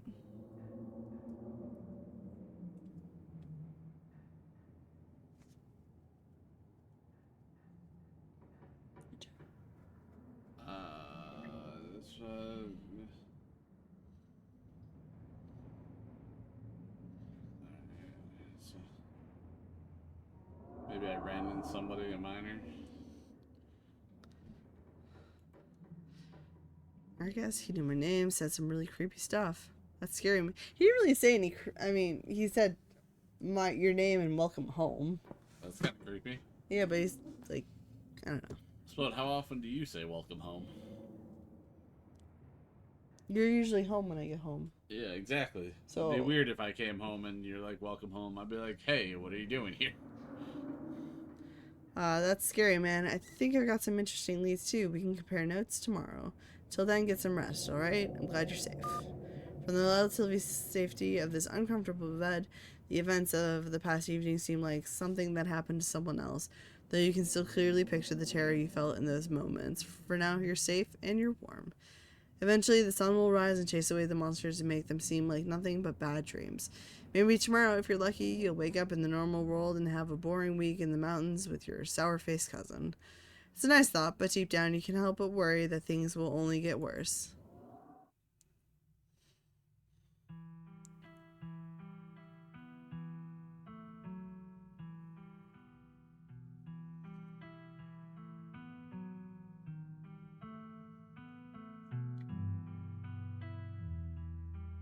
Did they have this animation before?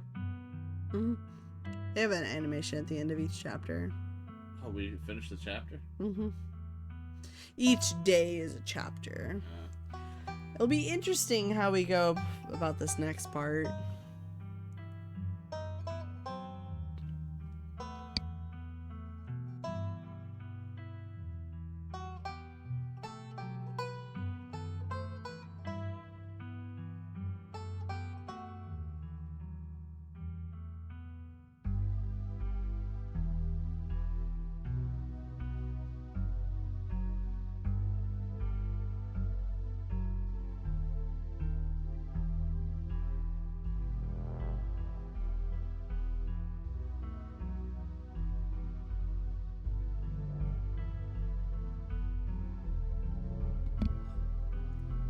Pumpkin.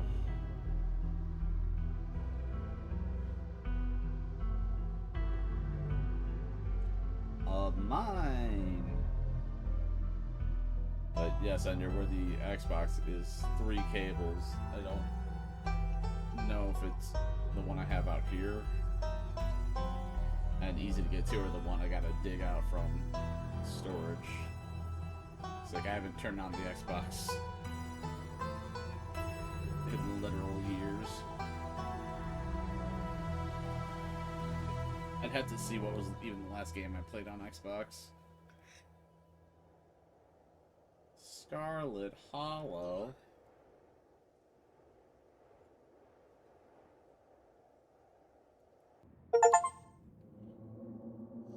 Finished episode 1 with Hot. Finished episode with Power Build.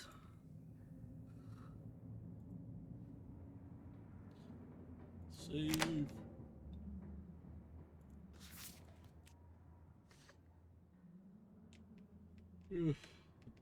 No. We could probably knock out the second chapter too. You want to? I mean, we've only been going for 2 hours. No. I mean, you're the one reading. Do you want to? I can probably get through another chapter. We do not need a recap. Are you Sure. Yes. Do you remember what happened last chapter? We just finished it. It was a whole 2 hours.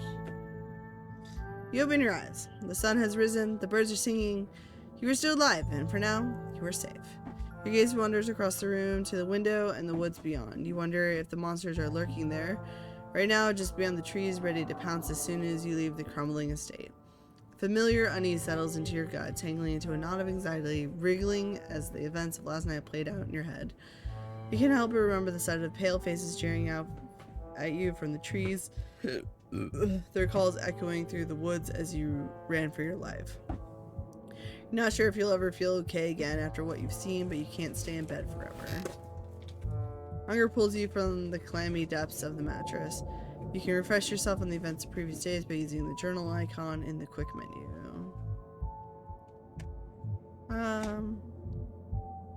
Let's check on the opossum. When the George checking on the little possum you met yesterday. Oh good, he's still there. That's nice. And the sandwich somehow. But the little man's. He immediately plays dead. You leave him to his theatrics and close the drawer.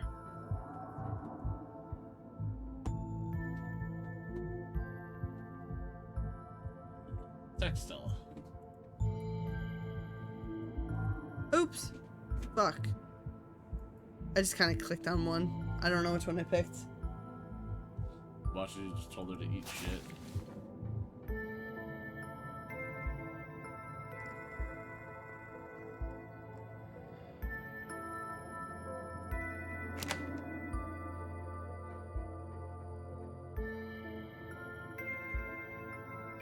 I don't know what I picked, but okay. Not a major decision. Okay. Just like an auto one anyway. Maybe. Look out the window. You're careful not to be seen by whatever might be lurking in the garden. For a second you thought you saw movement. It could have been an animal. It could have been something else. Whatever it is, it was gone now. Leave the window. Alright. Get dressed and head down to the kitchen. And Frou Frou's eyes you from her favorite spot on the counter. Should I just pet her? Despite your previous interaction, you know you can get this cat to like you. You're good with cats. You approach cautiously, holding your hand at an unthreatening angle, showing Frou Frou that you are a friend, not foe. You withdraw your now bloodied hand, and it's all part of the process. A few scratches aren't enough to deter you. You're certain she'll come around. Hey! You sure took your time getting up.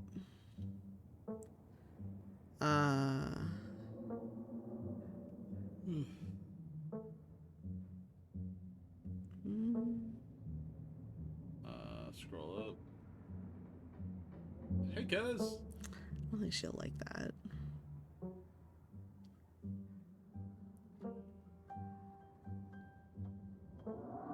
Just go straight to what's the plan for today? Yeah, what's the plan for today?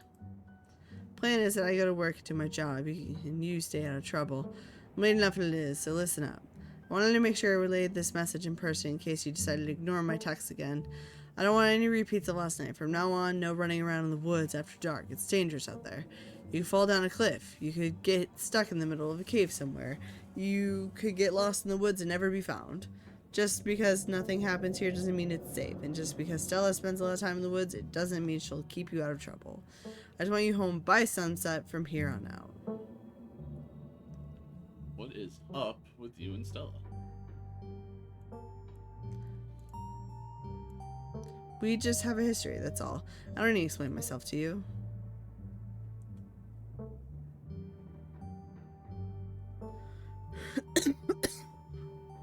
I'll apologize.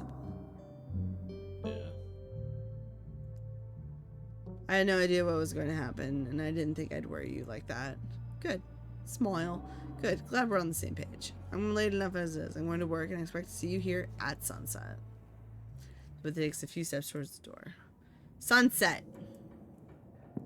Your cousin huffily exits the kitchen, her footsteps fade from down the hall, ending in the characteristic creak, then slam of the front door as it opens and closes behind her.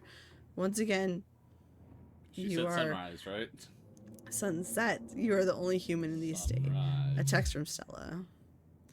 Hey, Knight, thanks for checking in. Hope you're alright. All things considered, I'm doing okay. Not great, but hanging in there. Most of the night on cryptids forums, but no good answers yet. I'm at the library if you want to join. I have scones.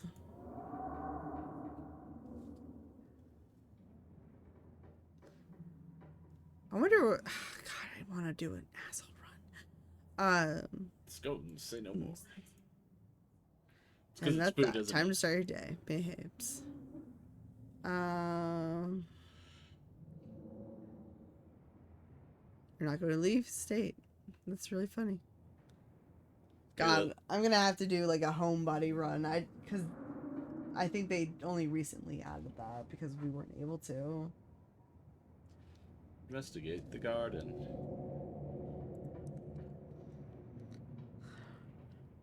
Okay. Weepy. It's probably just a raccoon, but the uncertainty of what you saw gnaws at you and compels you to investigate, if only to prove that it was nothing. At the very least, you don't see anything now. Investigate further. You wander further into the garden, trying to pinpoint the spot where that thing had been lurking, if indeed there had been a thing to begin with. Take it all in. You're surrounded by the ghost of what this place used to be. A greenhouse sits in the midst of an overwhelming greenery, unreachable from years of neglect. Its grass clouded and cracked. Statues reach out from within seas of weeds as if begging to be rescued. And most strikingly, behind a pair of rusted metal gates at the very peak of the mountain sits a graveyard. You can just make out a few of the headstones, the Scarlet name carved deep and proud in their faces. You notice what a good view someone would have had out of your window if they stood where you're standing now. Check the ground. You crouch down, pushing aside some greenery to examine the soft earth. A boot print, a big boot print, and what looks like some kind of viscera. Your thoughts turn to the specter from the night before. You snap a photo just in case it comes in handy later. Ninja! What? Do we text it to Stella or keep it to ourselves? What? This. Text to Stella. Keep her informed.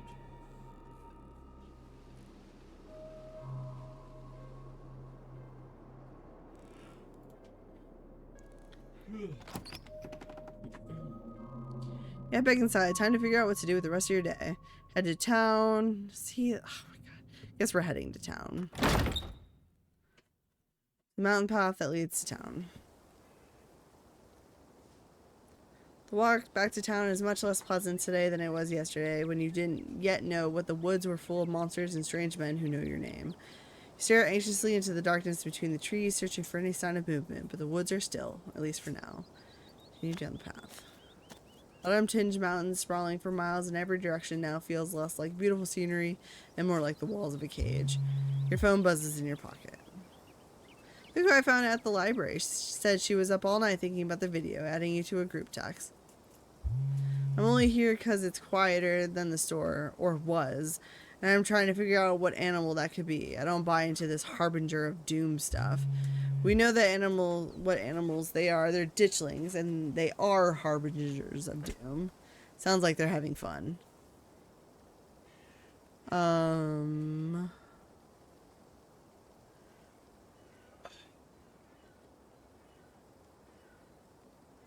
Excuse me, what are ditchlings? Almost back to town. Continue down the path. That's right, because we weren't there. Instead of other people coming, helping you forget the things you've witnessed as if they've happened to someone else. Oh, hey, Knight. We were just talking about you. I stopped by Sybil's to pick up her new tea blend, and, well, you're the biggest thing to come into town since the coal mine. Folks have been absolutely buzzing about you. I'm Sybil. I run the tea house. I believe you met my daughter's friend, Stella. You went out with her last night, right? Did something happen out there? She barely even waved when she walked by.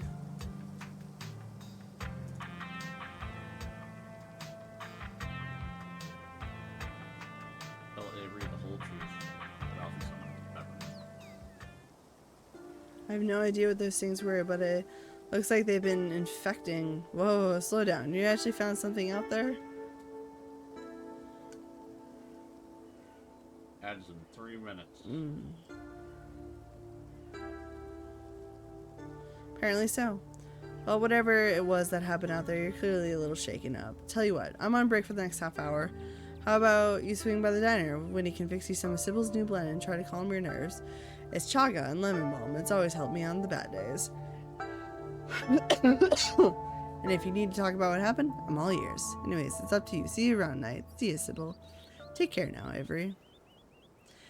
I better get back to it myself. But actually, before I go, a word. Stella came by my tea room last night. She told me about what you saw in the woods, and she showed me her footage, too. I know what you two went through, and I know what you saw. Those things are real. Neither of you imagined them, and they're certainly no ordinary creatures.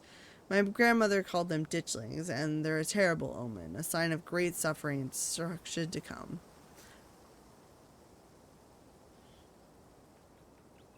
Just like these ads.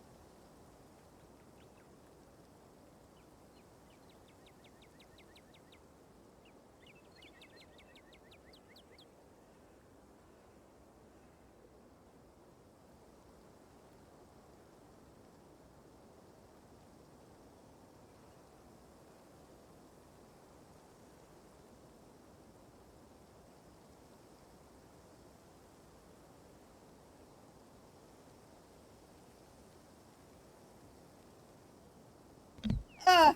Okay, we're back. I've told Stella and my daughter Kanika what I know, though I'm afraid that's not much.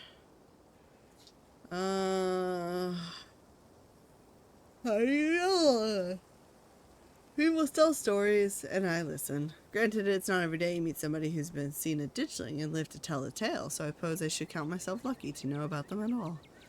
And you should count yourself lucky, too.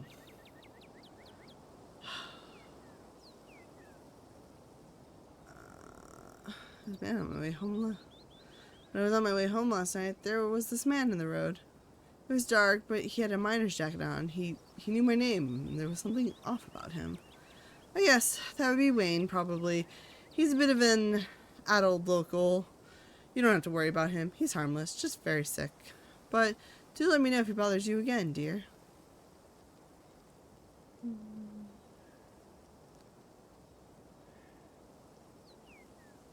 Whatever. You remain silent. I'm so sorry to cut our conversation short, but I've got things that I need tending to. Stay safe, Knight, and God bless.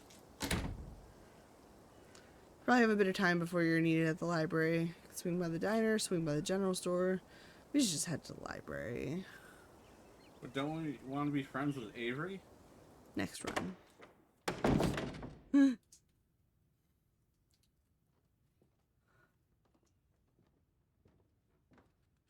I don't know why I've never noticed this photo before. Interesting.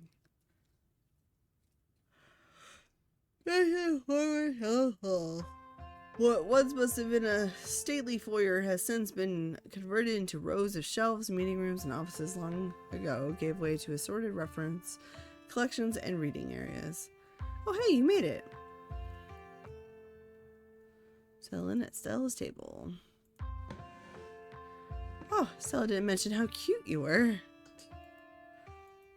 I mean, hey, it's nice to meet you in person. I'm Kanika. Stella's already filled me in about last night. You look tired. Did you just call me cute? No, you must have misheard me.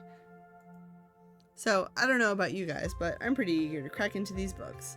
Right, let's get started. Before you dig in, remember the blueprint you found in the garden. If Stella Kanika, keep it yourself, it's probably nothing. Show it. We're all in this I found something in my garden this morning. You hold up your phone and show Kanika and Stella the photo you took in the garden. These prints were in the bushes with a clear line of sight to my window. Dang, that's creepy. Are you okay? What is that liquid around it? It looks like pus.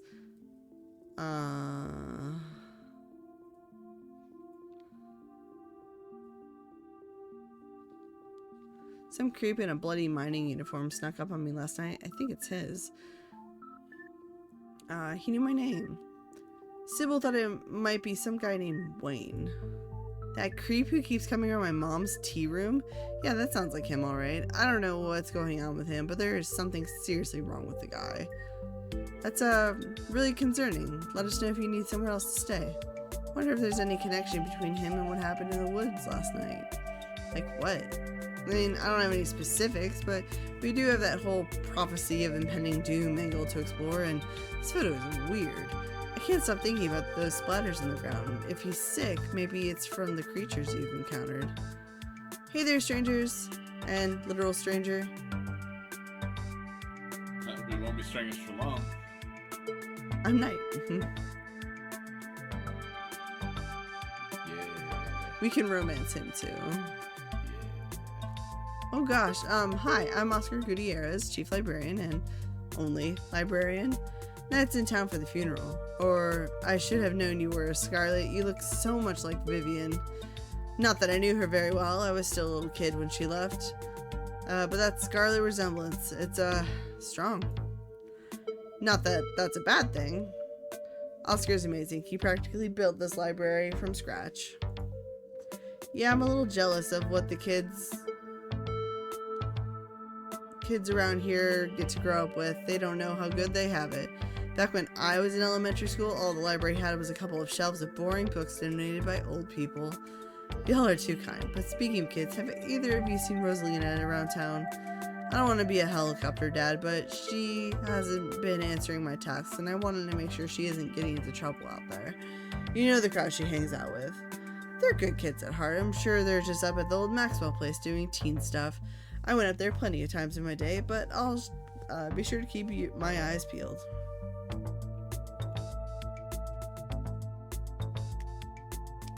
Yes. I have 37 text messages. You wanna know what most of them are gonna be? My parents. Oh, never mind. I was gonna say people leaving fucking calls or some shit.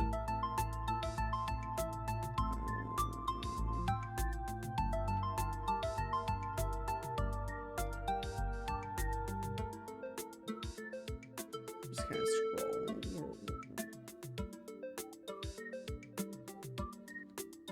Okay. Anyways.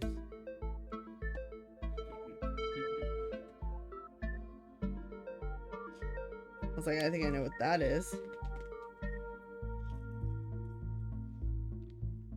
Mm.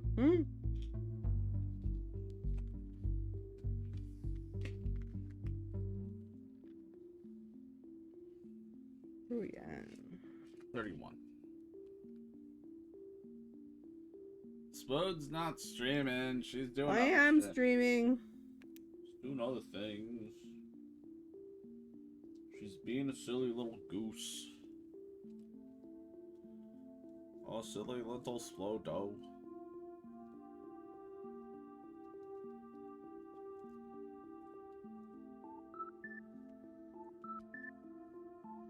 Anyways, what's the old Maxwell place? It's this great old abandoned spot, and it's practically a magnet for young people. Even honor students aren't free from its call. I can't believe I used to be so reckless. The floors were like Swiss cheese. I should really have a talk with Rosaline when she gets home. Say nothing. Not your business. Correct. You might not want to let her run off like that anymore, though. It's not as safe as it usually is around here. Is that so? Kanika's right. There's some weird stuff going out in the woods. That's actually why we came in here today. Have you heard of creatures called ditchlings? They apparently show up around places on the brink of disaster, and they kind of look like if the Pillsbury Doughboy was a creepypasta. Kanika's mom told us about them last night after seeing some footage we got in the woods. Ditchlings? Doesn't ring a bell. Dang, worth a shot. Okay, if you were to say trying to predict a horrible disaster that might befell our town, where would you start looking? Well, they say history repeats itself, so I'd probably try and figure out what sort of disaster this region typically falls prey to. Should I be worried about something? I don't know yet. I'll be right back. I'm gonna nab some more books. Books. Behave while I'm gone, Gretchen. Aw, you don't have to worry about her, Stella. You're such a good dog, aren't you, Gretchen? Here, have a biscuit, old Different gal. conversation than last time because we didn't have Gretchen. She was dead. Yeah.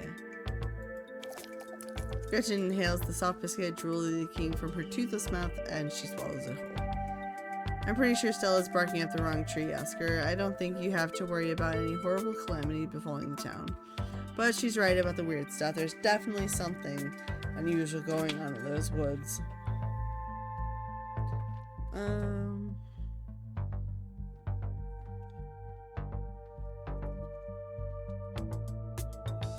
Something that we can get to the bottom of. I'm gonna try calling Rosalina again.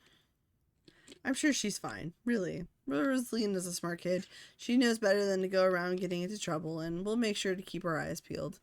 Now, if you see a 13-year-old girl with a black braid and glasses, would you let her know her dad is worried about her? I will mind my own business is what I will do. Oscar anxiously wanders off, phone in hand. Got him. Just grabbed a whole mess of local history books. Stella sets a massive pile of books on the table and pulls up a chair. Alright, this is going to be so much faster with the two of you here to help out. Got our snacks, got our books. Let's get the research party started. Reading awaits.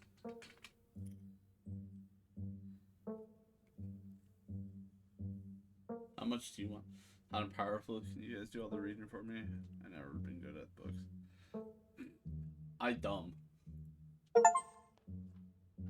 Leave the library in episode 2 without reading any books. Father, how do you click books? Yo, that's my thing right there.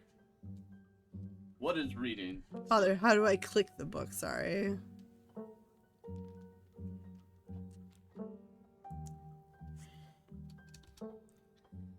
Can you guys do the reading? I've never been good at books. Oh, of course we can.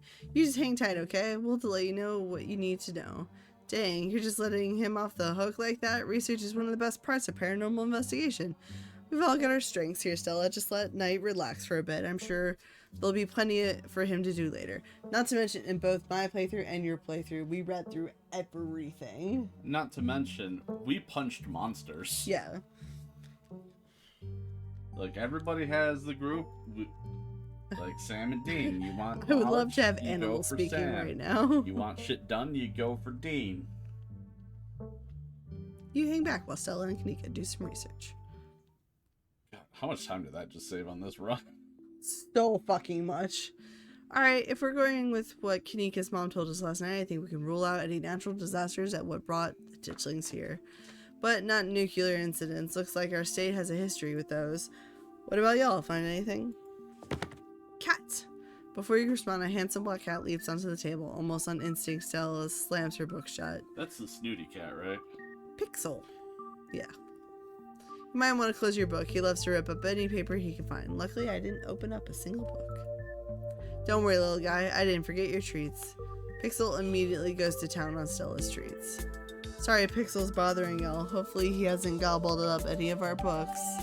He can't stand the thought that people might pay attention to anything that isn't him. Yo, I feel it. What? People must always pay attention to me. You're on the Nightrevenge channel. You just said leave Pixel be. Ran by Splitter tonight. The cat curls up on the table and falls asleep.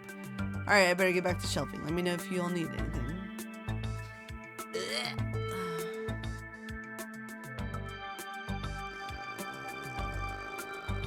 Do you think there's a cult here?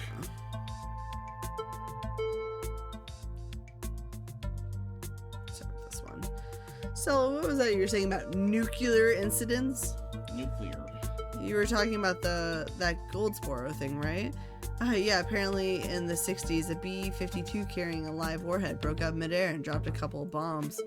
Fascinating bit of history there. The first of the two bombs landed right after its parachute got caught in a tree. Thankfully, it didn't go off. At the time, the government claimed that the bomb was unarmed, but it later came out that the thing only prevented a detonation was a single electrical switch which failed to trigger on the descent. And 60 years later, the second bomb still hasn't been recovered. Right? It's conventional explosion disintegrating in midair, but most of the nuclear material was made unrecoverable by flooding. Remember correctly, they just buried it and sealed it up.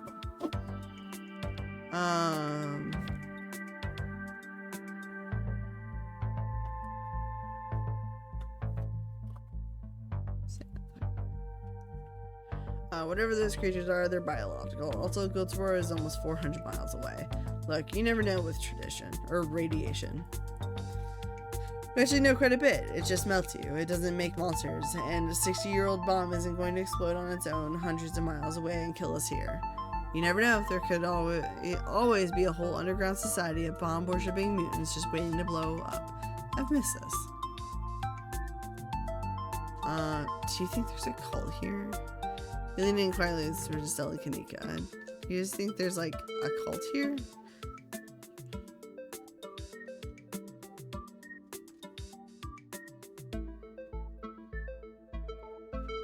Maybe the ditchlings are like summoned as part of a ritual or something like that. I assume the spiral we found has some sort of nest made by the ditchlings, but yeah, maybe we had cause and effect backwards. I'm writing it down. Look at a little ditchling drawing. I love how, like, during this conversation, everything is Stella. I'll write that down. She's the note taker of the group. What are you? In this situation, I'm the let me know what you find. Good doggy. How about IRL? It depends on the situation. What am I? Organizer. Okay, so here's the flow chart. This is what I'm seeing. Yeah. Oh my god, I'm just my job.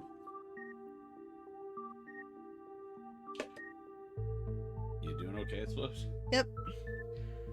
It's much more likely that thing was a nest than it was some sort of magical ritual site.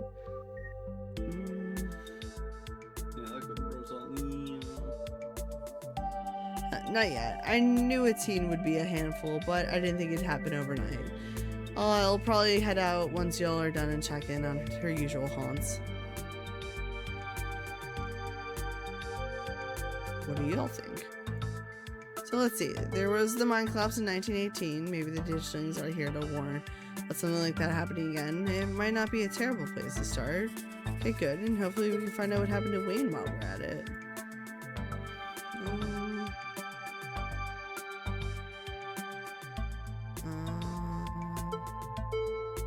Remain silent. Look at us going out on a caper together. I miss this. I missed it too.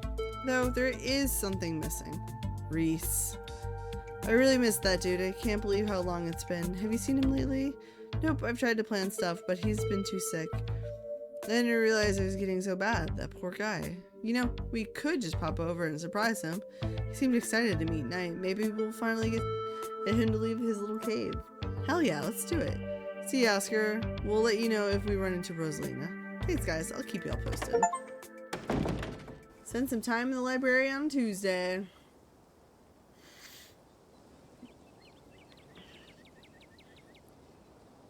Reese's home stands at the edge of the forest wall, an isolated buffer cushioning the rest of the town from an unending wilderness.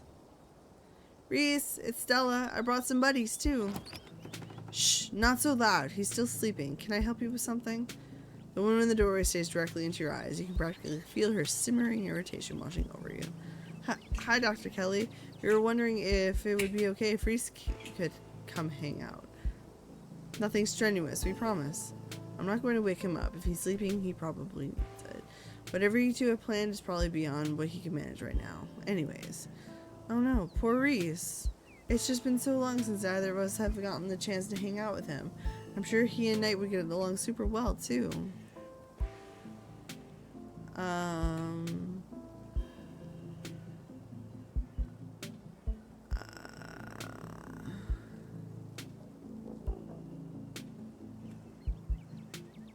What do you think, Ninja? Hi, I'm Knight, Vivian's kid. Stella, if Reese is that sick, we shouldn't be dragging him along on adventures. Lie, yeah, nothing strenuous here at all. Remain silent. Wait, go all the way back up. Yeah, hi, I'm Knight's Vivian's kid. I know who you are. The way she avoids looking at you as she speaks makes you feel like you've done something wrong, even though you're pretty sure you've done nothing at all. Reese's mom turns back to the house, sighing. Sorry, I know that was a little rude. You just want to hang out with Reese, and he misses both of you, too. He's usually feeling his best around mid-afternoon. Why don't you come over tomorrow? We can have some supper, and y'all can hang out for a bit. I don't promise that he'll be perky, but I'm sure it'll brighten his spirits to see you two again. And I suppose you can come too, Night. That would be great. I can bring a side dish. Maybe deviled eggs. Does he still eat those? No, eggs are a little too much for him. They don't settle well. You can leave the cooking to me. I know what he can handle. Okay, I'll bring soda then. That's not... Okay, yes, fine. You can bring soda, nothing with caffeine. Ginger ale, preferably. I won't leave the dog at home. She might cheer him up, you know. They have the therapy dogs in the hospital. No dogs. Thanks so much, Dr. Kelly. We'll stop bothering you now. See you later. Dr. Kelly nods in acknowledgement and quickly shuts the door. The sound of several locks clicking into place can be heard from within. Click, click, click, click, click, click, click. God, that woman makes me so nervous. She used to be so nice when we were kids. Anyways, had the best stickers when we had to get our shots. Maybe she's just stressed about Reese. Or maybe she's just nice to kids. Either way, I guess it's just the three of us. You gonna drive? Yeah, sorry, I don't like the thought of going up there without the van. Cool, I'll take my shortcut then. It shouldn't take too long for me to get there. You're welcome to tag along, Night. Don't worry, I won't be offended if you'd rather ride with Kanika. I'm sure you're probably sick of the woods. Either way, it works for me. Why not just drive up with Kanika? Push. Mine's a bit of a ways off. Don't worry about it, Night. There's a lot of junk in the back of my van. It gets a little tight with more than 2 people. You want to go Kanika, don't you? I've done both at this point. I think so. We'll go Kanika. We'll leave Best Girl alone. She's got her dog. Yeah. Ride with Kanika. See you at the mines. Kanika is a careful driver, maintaining her control even though her old van bumps around on the unpaved mountain roads. She treats the tight turns with the fear they deserve, unlike your cousin whose mood seems to make itself known through how aggressively she speeds around the treacherous bends. Thanks for indulging us on that little diversion. Reese's mom is scary. I've seen him in person maybe 5 or 6 times in as many years. And that was always in his house and with his mom right there the whole time.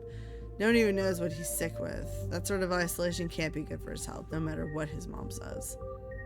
So, you think I'm cute? Let's go. So you think I'm cute? Oh, no, I hope you forgot I said that. Sorry, I know it must have seemed pretty forward. Sometimes I just get a little flustered around new people, especially if those people are cute and catch me nose deep in the library. I think you're cute too.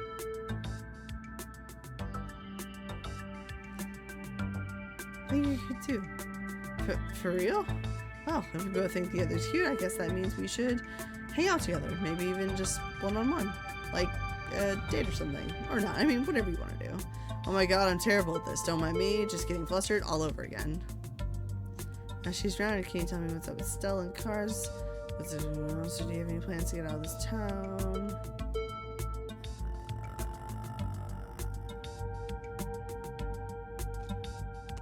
Gone through all this. You just want to remain silent, Splode? Yeah. You and Kanika sit in comfortable silence for the last 2 minutes of the ride. We're saving time. We already know all the answers. I guess. You can arrive at the mines before Stella. Stella's probably going to be another couple of minutes. Hey, y'all. How was the ride? Wheezing, I'm going to put Gretchen down for a sec. Did you run here? Yep, felt like getting a run in. I didn't want to keep y'all waiting. You didn't run into any of those creatures, did you? Nope. That makes sense. They're probably nocturnal. I don't know if I should feel relieved or disappointed, but we're all here. What's the plan? I guess we just go talk to people. I guess so. I should probably be on lookout duty. I'm a bit of a persona non grata in the mines. Tabitha? Yeah, I might have tried sneaking in to talk to her a time or two too many. And Gretchen makes it extra hard to be sneaky. We're probably less likely to be caught if only one of us is snooping around down there.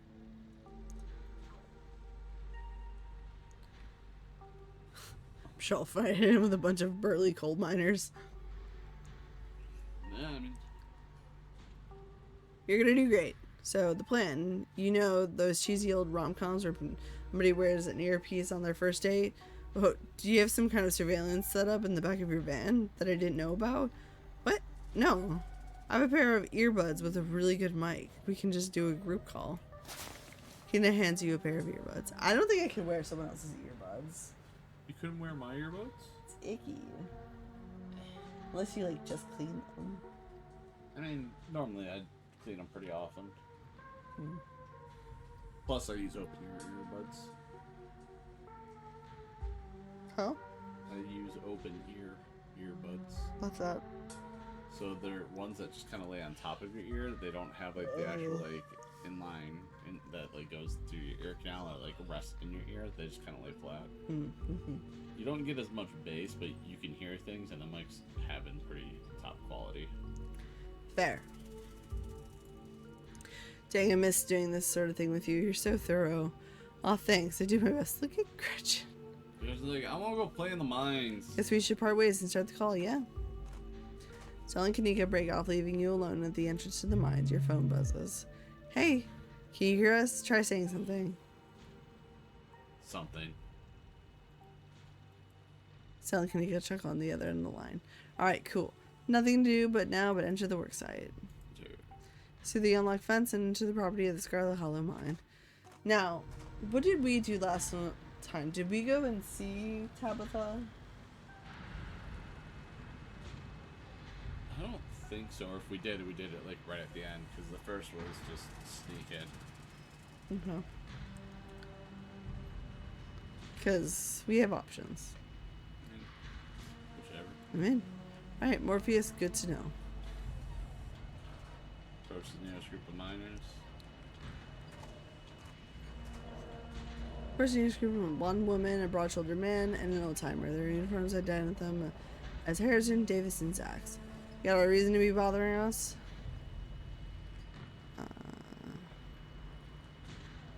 You know anything about a guy named Wayne?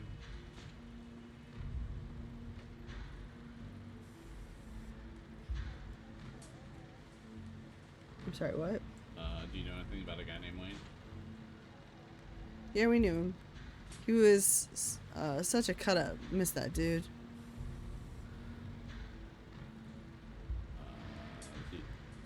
What happened to him? Mind shifts for a moment, uncomfortably glancing at one another. Isn't that the guy y'all said was, he's gone. That's all that matters. Press. What happened to him? What are you, some sort of cop?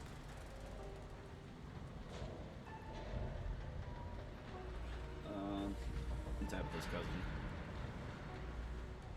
Yeah, fine. Just tell me what happened. I don't know what happened. Fuck off. His axe, come on, man. No, I've been here decades longer than you, and I know bait when I see it. Let's get out of here. Our shift's about to start anyways. Sorry. Gather things and leave. Approach another group of miners. Sam retracts the shiver running, and unfortunately, a familiar voice calls out to you. You shouldn't have come here. It's dangerous. Powerful build. Show him who's boss. Whoever this creep is, he doesn't seem to understand who's boss around here. I'm gonna deck you in the schnoz. You rush forward to throw a punch, but before you even finish swinging, the figure's already moved to your side. You still haven't shown who's boss yet? The swiftness with which the figure dodged your blow was clearly just a fluke, as the first hand you threw pulls back forward the body, your second hooks towards his head. You miss again as the figure dances to your other side and are thrown back by a powerful shove. You're strong, but whatever you're up against is stronger. You don't have to be afraid of me. I am the only person in this town who truly cares about your safety. Don't forget that. Even if it's already too late to stop what's going on. What's going to happen? Before you can say another word, the figure is gone. Hey, Knight, you're still there? We've just been getting static from you.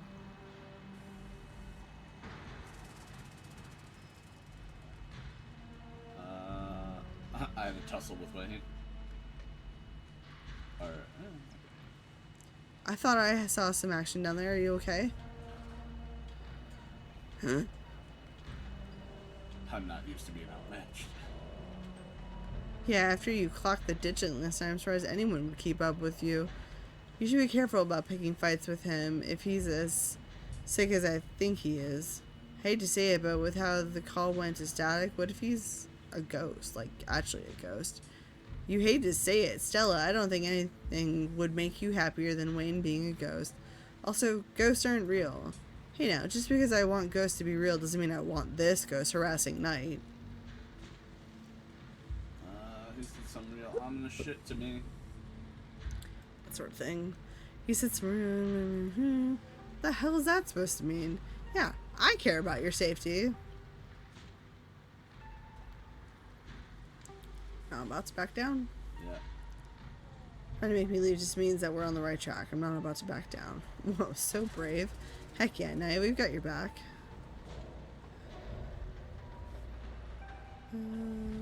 Approaching the miners. Hey there, can we help you with something? You guys seen anything out of the ordinary lately? Like what? Weird animal sightings? Don't tend to go on many hikes, not exactly the nature scene type. Full day of work, all I see is my bed, maybe a few beers in between. Odd noises in the woods? I heard something a few nights ago, like something I've never ever heard, some unearthly beast. Telling you, Isaacs, you need to take a sick day. You need rest, man. I've already taken a sick day this year. Can't afford to take any more if I want to have Christmas off. Tabitha. Can't be that bad here, right? People getting sick? You a health inspector or something? Boss looks out for our health. It's all on that front, thanks. Anything else? No, guy Name Wayne? Wayne? Do you mean Sam Wayne? What are you asking about him for? Wait, have you seen him around?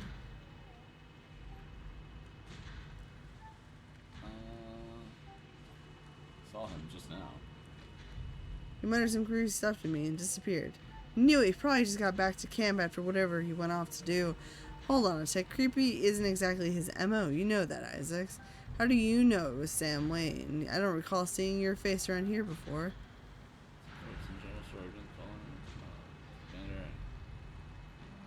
What's matter? Or what's that's what the folks in the general store have been calling him. Hank and Sybil. Good people, but I don't expect they know every mining fellow in town by sight if you catch my drift. Smith, you're losing me. I'm just saying, it'd be awful strange for Wayne to still be in town wandering around following some stranger, not checking in with any of his buddies. Sounds to me like somebody who got sick of work and is having a little fun playing hooky. The following, though... Okay, yeah, that does sound a little unlike him. I thought his lady friend had him under lock and key. Just smells fishy to me. Till I see him face to face, I'm not convinced whoever's calling himself Sam Wayne ain't the very reason we haven't seen hide nor hair of the man. No, there's no way. He can't be. I'm not ruling out, but if you want my theory, that girlfriend of his, he wasn't the first to catch her eye. Any of her jilted ex-lovers could have seen them sneaking around and gotten a little hot under the collar, if you catch my meaning. Dang, who are they talking about? The miners are silent for a moment, glancing between each other nervously, and they imagine the possibility. I told him not to get involved with her. I told him.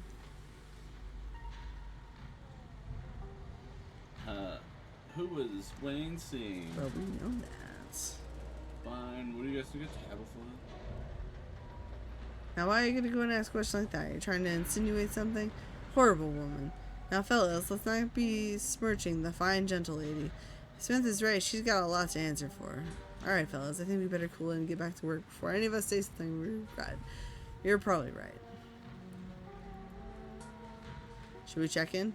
Just as a heads up, the only group I still see out there is pretty close to the main office. It might still be worth talking to them, but I don't know if I can give you all that much of a warning if Tabitha comes out. The last group. Yeah. Luck. Good luck. Going around asking questions, huh? Yo, that guy's name is Tate. Mudkip, are you there? And that guy's name is Johnson. You can tell me about Sam Wayne. Oh, he got himself into trouble, didn't he? Why, you seen him around? What's that young buck up to? I'm here! This old timer's name is Tate.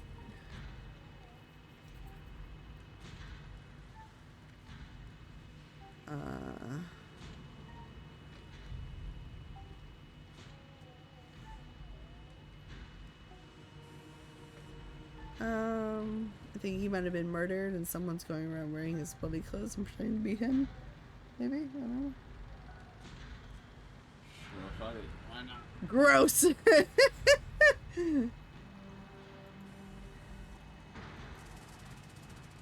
Now, if that's true, that's quite the development. Figured he just ran off to live in that big mansion with his belle. Stella audibly gasps. The thought of a strapping young man like him with that sour-faced broad always left such a bad taste in my mouth. Oh my god, gross. I finished book 3 about an hour ago, by the way. Sick! As if you wouldn't fall on your knees if a woman of means showed the slight bit of interest in you, or any woman at all. Fair enough. But I suppose this begs the question, did she run him off, or did some jealous son of a bitch doust him? Talk about Tabitha or Pearline. Tabitha. Yep. Dang, I figured that's what they were getting at, but it's weird to hear it out loud.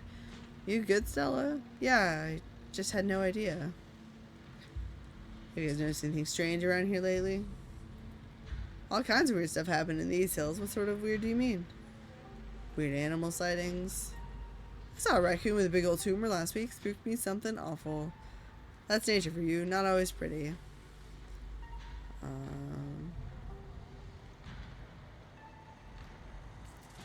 There are monsters in the woods. I saw them with my own 2 eyes last night. I'd steer clear if I were you. I believe it. Try not to go out there myself. You never know what you're gonna find or what's gonna find you. I knew there was something off about that raccoon. Maybe it's time for me to cash in a few sick days. Head up cousin's place in Asheville for a spell till some scientists can figure out what's happening out there. If that's what'll help you sleep at night. It might mean you don't get Christmas off though, and that'd be a shame. Noises from the woods? All the time. Howling, screaming, all sorts of fiendish caterwauling. You okay? Yeah. Probably just screech owls and bobcats, you old coot. Might be, might not be, but I heard something the other night that sent the fear of God shivering down my spine, I tell you.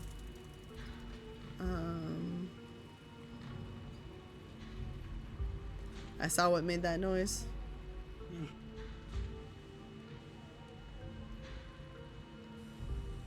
Pale, hairless, and horribly misshapen with little twisted up faces. Two men stare at you, a look of disquiet in their eyes. I ain't never heard of anything like that up here. Damn, that almost sounds like a ditchling. My grandma used to tell me stories about them when I was a little kid. I guess it's not just my mom. People getting sick? I mean, some of the older miners, sure, but I wouldn't call that unusual. It's all on that front. Sure. What do you think of Tabitha? Two men shift uncomfortably. Not the kindliest woman I've ever met. She runs the place all right. Tell that to all the boys she's been laying off lately. Keep going around saying that and see how long till you're one of them boys. All I have to say is, a mine that's going well doesn't go around laying off its workers for no reason. I'm not so sure any of us are going to have jobs in a few years. Tate, you're a damn fool. You're going to be next if you keep up that kind of talk. So be it, but a man needs to speak his mind sometimes. That's all. Thanks for help. My pleasure. Knight, I think we got a problem. What the hell are you doing here?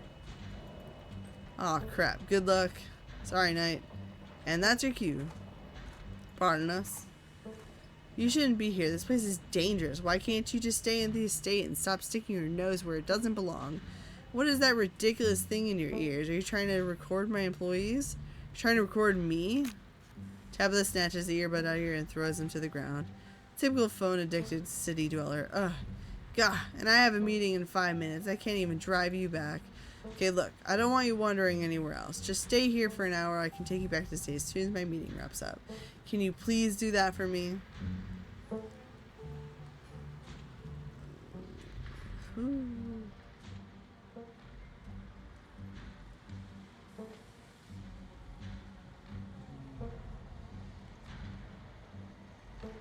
I was going to say so you lied about Wayne versus you dating the same Wayne. Well, we didn't really know, but not only did you know him, but according to some of these people, you were seeing him. What? That's ridiculous. Those people come with all kinds of rumors when they're bored. I wouldn't believe a word they say. As if I even have the time to date. To think I'd be dating one of my employees of all people. I am incredibly strict about my boundaries. Who said that? I want names.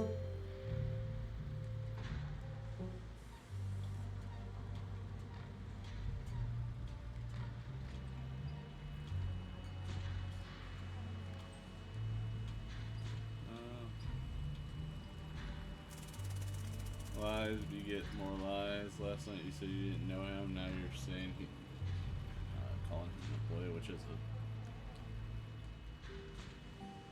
Do you know how many people of mine like this employs? Well over 100. Do you honestly expect me to remember everyone that works for me at the drop of a hat in the middle of the night? I'm sure you think you've caught me in some earth-shattering contradiction, but I promise that you didn't.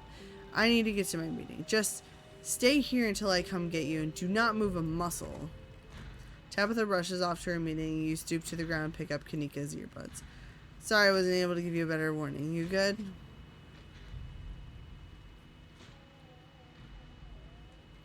I've been better. You're entered by a sudden movement out of the corner of your eye. A girl carrying a bundle of snacks pops through a hole in the fence and disappears over the crest of a hill. Hey, yeah, I think I just saw Rosalina. Wait, really? What is she doing here? doing a delinquency. Call Oscar? I think that's the only thing I haven't done. Let's handle that after we catch up there, huh? Never mind. Fucking rude. Ditchling! I do like how this game like has ditchlings here and there. Like once they start showing up. Yeah. It just gets progressively more.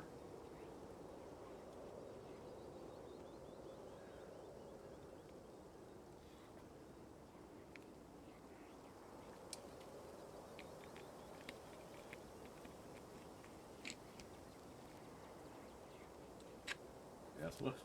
Like, it wouldn't start spinning. You rush over the hill and get your bearings. The sound of active mining fading in the distance. Rosalina is now nowhere to be found, but dusty footprints point towards a nearby mine. She didn't. I guess the old Maxwell place doesn't cut it as a secret hangout spot these days. You know what you really need, I think? Something like right here. Because, like, my elbow is fucking tired. Yeah, it do be like that sometimes. I'm just walking in a circle. You're fine. But the Shaw mine, that place was shut down like 100 years ago. If nothing else, I wish this, like, if this shifted forward a little bit. So, you know, if I didn't have that thing underneath, What thing underneath? if I didn't have the entertainment center underneath, I'd have so much more. I fucking told you we could throw this away or store it at my parents. You're like, no, it's fine here. It is fun here. That was a joke. So you do want it gone? No, I actually like it there. Why? Gives me a spot for the game consoles. Gives me a spot for to rest my legs. Because otherwise, I'd have to get like another like setup to have the game consoles there to run the cables. What? They could be on the thing. Or we could have gotten you like a smaller one. I don't know. We could take a look if it bothers you that much. That's not me, it's you. Remember this conversation. Thank you, Mudkip.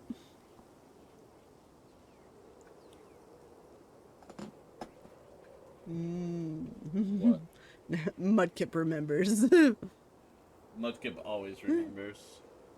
But the Shaw mine, Unless it's sober mud or drunk Mudkip, sober Mudkip. after a collapse that killed That over bitch 100 likes me. people. And here I thought Stella was going to be the one to drag me into an abandoned coal mine. Cool, it's been ages since I've had a chance to get some spelunking in. Shut up. It's well, at least we'll have a good guy down in case things go south. Oh, are you sure you want to tag along, Neeks? Night and I can handle this on our own. Yeah, I'm sure. As much as I hate confined spaces, I'm not about to let Rosalina get hurt, even if it means I have to go underground. Stella and Kanika disappear into the mines. Before you follow, you briefly wonder if you should let Tabitha know about this. Call her. We didn't call her last time. We didn't? Nope. Pull out your phone and dial your cousin. What is it? You know I'm in a meeting. The kid snuck into the shaman. Kid just snuck into the Shaw mine. Figure you should know. What? Are you serious? Why do you things keep happening to me? Whatever. I'll head over there as soon as I can. Just stay where you are and wait for me, alright? God, I don't even know why I'm trying to reason with you. It's not like you'll listen. I called you as a courtesy, but I'm going to. But I'm not going to wait for it. Oh, I will happily wait. I do not want to go in there. God, that's gonna be... I didn't get that option before. What? That I'll just wait here for you. Oh. Do you want to try that one? I feel like it would ruin... we'll go. Should we go? I will happily wait. Or, no need to get snarky. I'll wait. I will happily wait, and I do not want to go in there. I love that this one's lie. Oh, because you would go anyways. Call Tabitha, tell her about Rosalina, then wait for her outside. Ah. Good. Tabitha hangs up on you. Wait for Tabitha. You find a tree to lean against and wait for your cousin Stella and Kanika will probably be fine without you. Ditchling. She's outside the mine, actually eyeing the tree line, hoping not to glimpse any inhuman movements. Huh, you actually waited for me. I don't know what to say. Oh, yeah, it's Cousin Modern Time. Yeah, of course, why wouldn't I have waited? Let's see you too. How about thank you, Night? Took you long enough.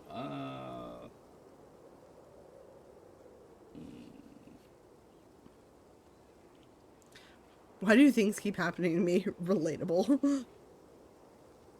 Oh, yeah, it's Cousin Bonding Time. Tabitha sighs. Let's just get this over with, alright? I don't like the thought of you walking around an abandoned coal mine, but I'd rather not leave you out here unattended. You should be safe enough with me there to guide the way. Tabitha huffs her way up the mine entrance and disappears into the darkness. Follow her. Hopefully this time Rosalina won't lose a leg. Yeah, hopefully. Inside the mine is warmer than you expected. The air is thick and wet. The ceiling hangs much lower than you are tall, forcing you and Tabitha to hunch over. Your legs bend in a painful squat as you begin to navigate its maze of corridors. Powerful build. This is a rare place for your well-muscled frame. Feels like it might be more of a hindrance than a help. Do you know why the entrance to this place was boarded up? Because it wasn't safe. You Kermajooch.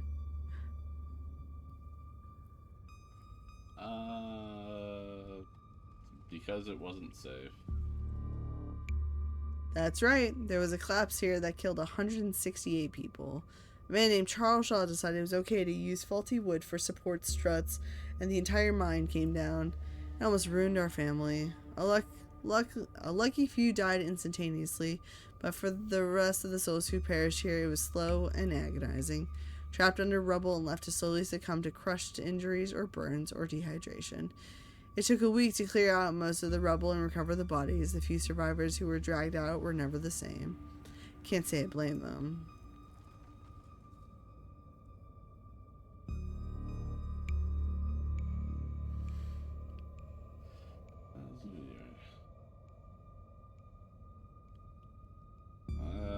We'll make sure it was Charles Shaw's fault. It doesn't really matter whose fault it is. That's ancient history at this point. 100 years on, who cares about pointing fingers and passing blame? Everyone involved is long dead. What I care about are the 168 people who climbed down to their deaths that day, unaware of the hand they'd been dealt until they were literally buried by it. None of us know the price we have to pay until our debt is due. Tabitha ruminations are interrupted by a thunderous knock echoing from deeper in the mine. You know, I haven't done this because I never waited for Tabitha. Yeah.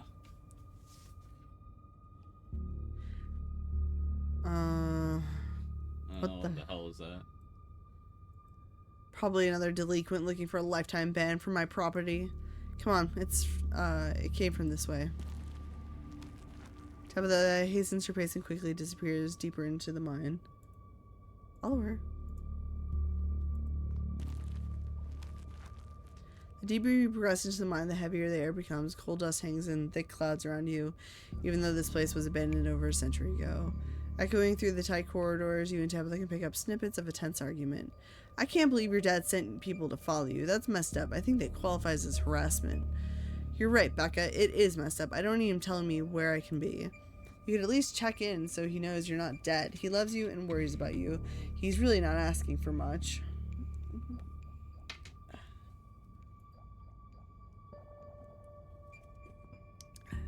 Come on, kiddos. There's some really spooky stuff going on in town right now. You shouldn't be hanging out down here. We're not kids. Yeah, we're teens. Close enough. Right. Well, you look like a bunch of kids to me. Are those canned strawberry margaritas? Where did you even get those? Oh no. I know that isn't you, Miles. It had better not be you. Yeah, whatever. It's me. What are you even doing here? Looks like we found our trespassers. I still can't believe that Stella managed to drag Kanika out here.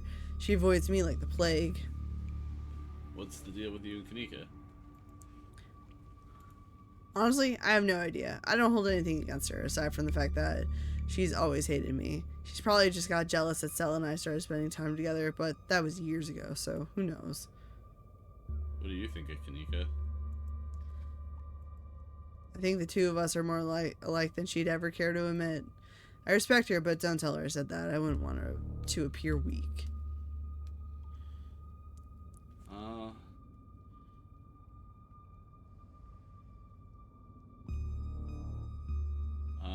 She thinks you're exploiting your workers. I'm not trying to exploit anyone. I'm just doing the best I can. It's not my fault that sometimes I have to make cuts. It's not my fault that some people just aren't cut out for the job. I've given up on other people understanding me. It doesn't matter. Let's move on. They're close. I do feel bad for Tabitha. I do. Because yeah, she's gruff around the edges, but like it feels like she's just trying to keep what little bit of family legacy she has like together. Especially like if you become friends with her like I did in my run, you kind of get to spend a day with her and you're just like, can I give you a hug, Tabitha, please? Well, we clearly aren't being friends with her. Nope, we're too busy trying to romance the town. Yeah. You breathe a sigh of relief as the tight passageway gives way to a small cavern. Within, a group of teens engages Stella and Kanika in a heated argument. All of them are too caught up in the moment to notice you and Tabitha's approach. My dad is a foreman in the continuous mining facility, and he says they only abandoned this mine because there wasn't enough coal left, so it's actually really safe, and we can hang out here whenever we want. Wait, Becca, I thought your dad was a charge hand. No, Alexis, he got promoted last month. Correction, your father was a foreman at the continuous mining facility. We'll see if he even has a job in the morning. What? Oh, shit. Oh, hey, Tabby. Hey, Knight. We thought we lost you there. Did you run off to snitch to Tabitha? Kanika sighs. It's probably for the best. These kids are refusing to listen to us. Hey, don't talk about us like we aren't here. Yeah, we can hear you. Alexis, don't butt in. I'm trying to make a point. Do none of you understand what a boarded up mine entrance is supposed to mean? It means it's closed, condemned, not fit for human use. Oh, come on, this place is way sturdy. Check it out. The teen with the beanie jumps up and slaps a strut in the ceiling. Oh, was that the knocking we heard earlier? Oh my god, Zane, cut it out. You're embarrassing us. I'm sorry for Zane's behavior. I don't think he realizes how extremely 8th grade it is to jump up and hit things. No offense, Rosalina. None taken. The other 8th graders are totally immature. Not like you, Rosalina. You're chill. And smart, too. Enough. The damage is already done. Now leave. I'm tired of people in this town dragging my cousin headlong into danger. I can't believe I actually agree with Tabitha about anything, but this is the worst place I've ever been in my entire life. And I would like to see the sun again before I die. Come on, you guys, maybe it's not a big deal. We used to do dangerous things all the time, and I still do dangerous things now. Who are we to tell them where they can hang out? I don't know who you think you are in this situation, Stella, but I own this mine. It's entirely within my rights to tell them to leave, much like it is entirely within my rights to tell you to leave. Was your lifetime ban from my mines not a clear enough message for you? Hell yeah, Tabitha. Tear the sad 20-something to shreds. Hey, I'm defending you, and I'm not sad. Where'd you get that idea? Running a clickbaity YouTube channel where you run around in the woods chasing nothing is extremely sad. So she's sad? So what? Give it a few years and you'll be sad too. The passage of time is inescapable. Look, we just wanted to give Rosalina a good time. Her home life sucks right now. Yeah, tell them about where you have to sleep, Rosalina. We've been living in the library for the past couple weeks. Dad says we can't stay at our house. They got a hot plate and a couple cots in one of the back rooms. It's actually a pretty sick setup. No, it isn't, Zane. Rosalina deserves better. I don't care about your home life. If you're going to do your underage drinking, go do it in the woods. Just get off my property. Tabitha. Look, Rosalina, I'm sure Oscar has a good reason for all that. He's a good guy and he cares about you. He thinks our house is haunted. Oh. Wait, what? And I should care because it's such a bullshit excuse. I bet he couldn't afford it anymore and is lying to you to save face. What a coward. Becca, I don't think you can, like, say that about other people's families. Isn't that, like, bullying or something? Shut up, Zane. Becca, he says it's haunted? I can't believe he didn't mention it to me. I could investigate. There's no ghost, Stella. It would be cool if there was, but Becca's right. I just wish he would be honest with me and tell me what's really going on. It's like he doesn't think I can handle it, like I'm still a little kid. Ugh. You're all children and none of you realize how good you have it. Back in the day, each and every one of you would be pulling 12-hour shifts in this exact mine. If it weren't for child labor laws, the 5 of you might have some actual character. Exactly. Rosalina's not that mature anyway. She still sleeps with stuffed animals. That doesn't mean she's not mature. I sell a pork chop, you know. I rest my case. Wait, what did you say about child labor? I'll go away on this. This is between you and your dad. The two of you should talk it out. Anyway, that isn't here. So we're also doing this. You're right. I should treat you like an adult. How do you know at this right. I'm surprised your house. Maybe I'm not gonna weigh in on this. I don't wait on this. This is between you and your dad and the two of you. You should talk anywhere that isn't here. I couldn't agree more. Yeah, if Rosalina's house is haunted, we should break in and, like, ghost busted or something. Sounds pretty rad to me. Whatever gets you delinquents out of my mind. Oh my god, Zane, you can't. And ghost busted, there is no ghost. Also, Rosalina lives there. She can't break into her own house. There's no ghost that you know of. I bet we can figure out how to bust it if it's actually real. And if it isn't real, well, problem solved. You know, Rosalina, you could always stay over at my house until Stella ghost busts your place. We have a finished basement with a pull-out couch. Ads. Right when it was getting good.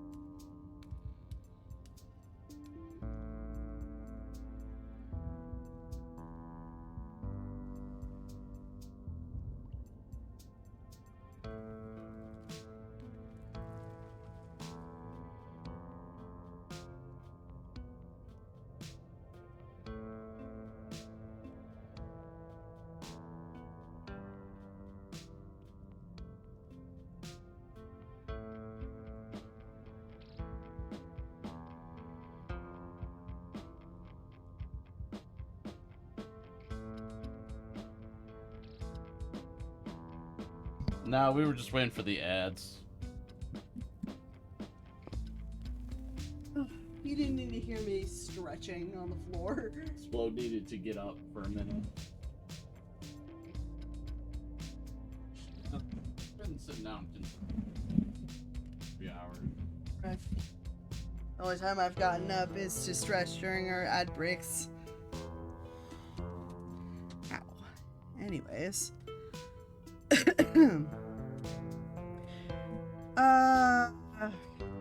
Are we talking about this like it's a thing? It's not a thing. There is no ghost. I don't care, and I can't believe I've wasted this much time trying to argue with children. Washing my hands of this and calling the cops. Feel free to leave before they show up.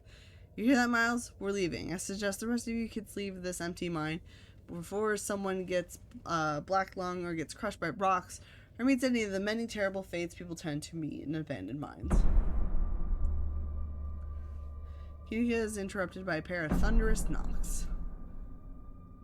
That wasn't me, I swear. And what was it? Come on, Stella. Didn't you have a whole list of perfectly natural explanations for scary mine noises? It's Tommyknockers, for sure. I know this isn't why we came here, but we've got to check it out. There's an old Cornish myth named for the knocking sound you can sometimes hear in mines right before a collapse. Some say the knockings are warnings, while others say it's the spirits themselves bringing down the mines. Stella. I mean, that's not all they do, but they're also sometimes just mischievous. Stella. I know, but weird stuff's been happening around here the past few days. What if this is our chance to get an actual solid lead? The stakes couldn't be higher. Do you have no sense of self-preservation? I want you out of here, Stella. Come on, Tabby, you can come along too. If you guys are going after something spooky, count me in. Nobody is going deeper into the mine. Nobody's staying in the mine. You're all leaving. Please listen to Tabitha before my heart gives out. It'll be fun, Neeks. It will not.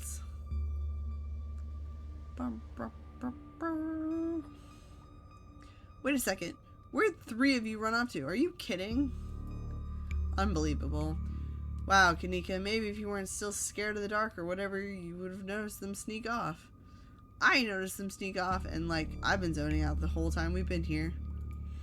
Ugh, they must have squeezed through that child-sized tunnel. Dang, I've always wondered what goes there. Or where that goes. I've never been able to get these hips through there. The hips don't lie. Stella, stop sneaking into my mines. Please, I am literally begging you. If only all the tunnels down here were wide enough for adults, we could already be done with this little mess. But no, there just have to be remnants from a bygone era. Didn't you just talk about how child labor was the good old days a minute ago? I was trying to get you to leave my mind. Becca's head pops out from the tunnel's entrance. We are not about to let you come in here and ruin our good time. The mine is safe. I've been here a million times. Yeah, if Becca says we're safe, then we're totally safe. Whatever. Come on, you two. I don't know. I know a cool spot this way. Okay, yeah, I think I know where the tunnel rejoins the rest of the mines. I'll go look for them, and I want each and every one of you to take note of the fact that I'm doing that. If those idiots get themselves lost and die, I'm not letting their family sue me into the ground. Are those really your priorities right now? Yeah. Do you have a problem with that? I want the rest of you out of my mind. Except for you, Knight. I'm not letting you out of my sight. Yeah, sure, I could never fit in that tunnel anyways. They have crossed a barrier that I cannot, so my time here is up. How do I keep smudging the glasses? Skillfully. They're not even fingerprints either. The ghost is touching my glasses, Ninja. Wayne, stop that.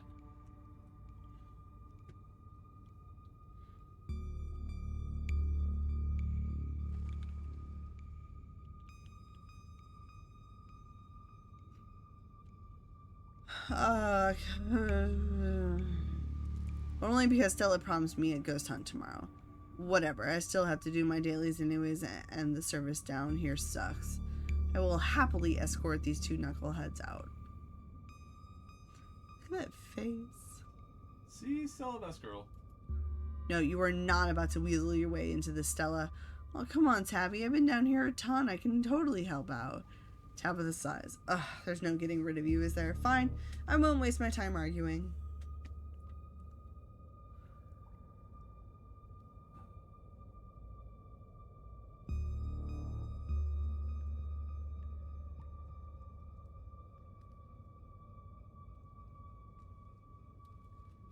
I guess going all the way down. Alright, let's do that. I mean, I'm not getting in the middle of this.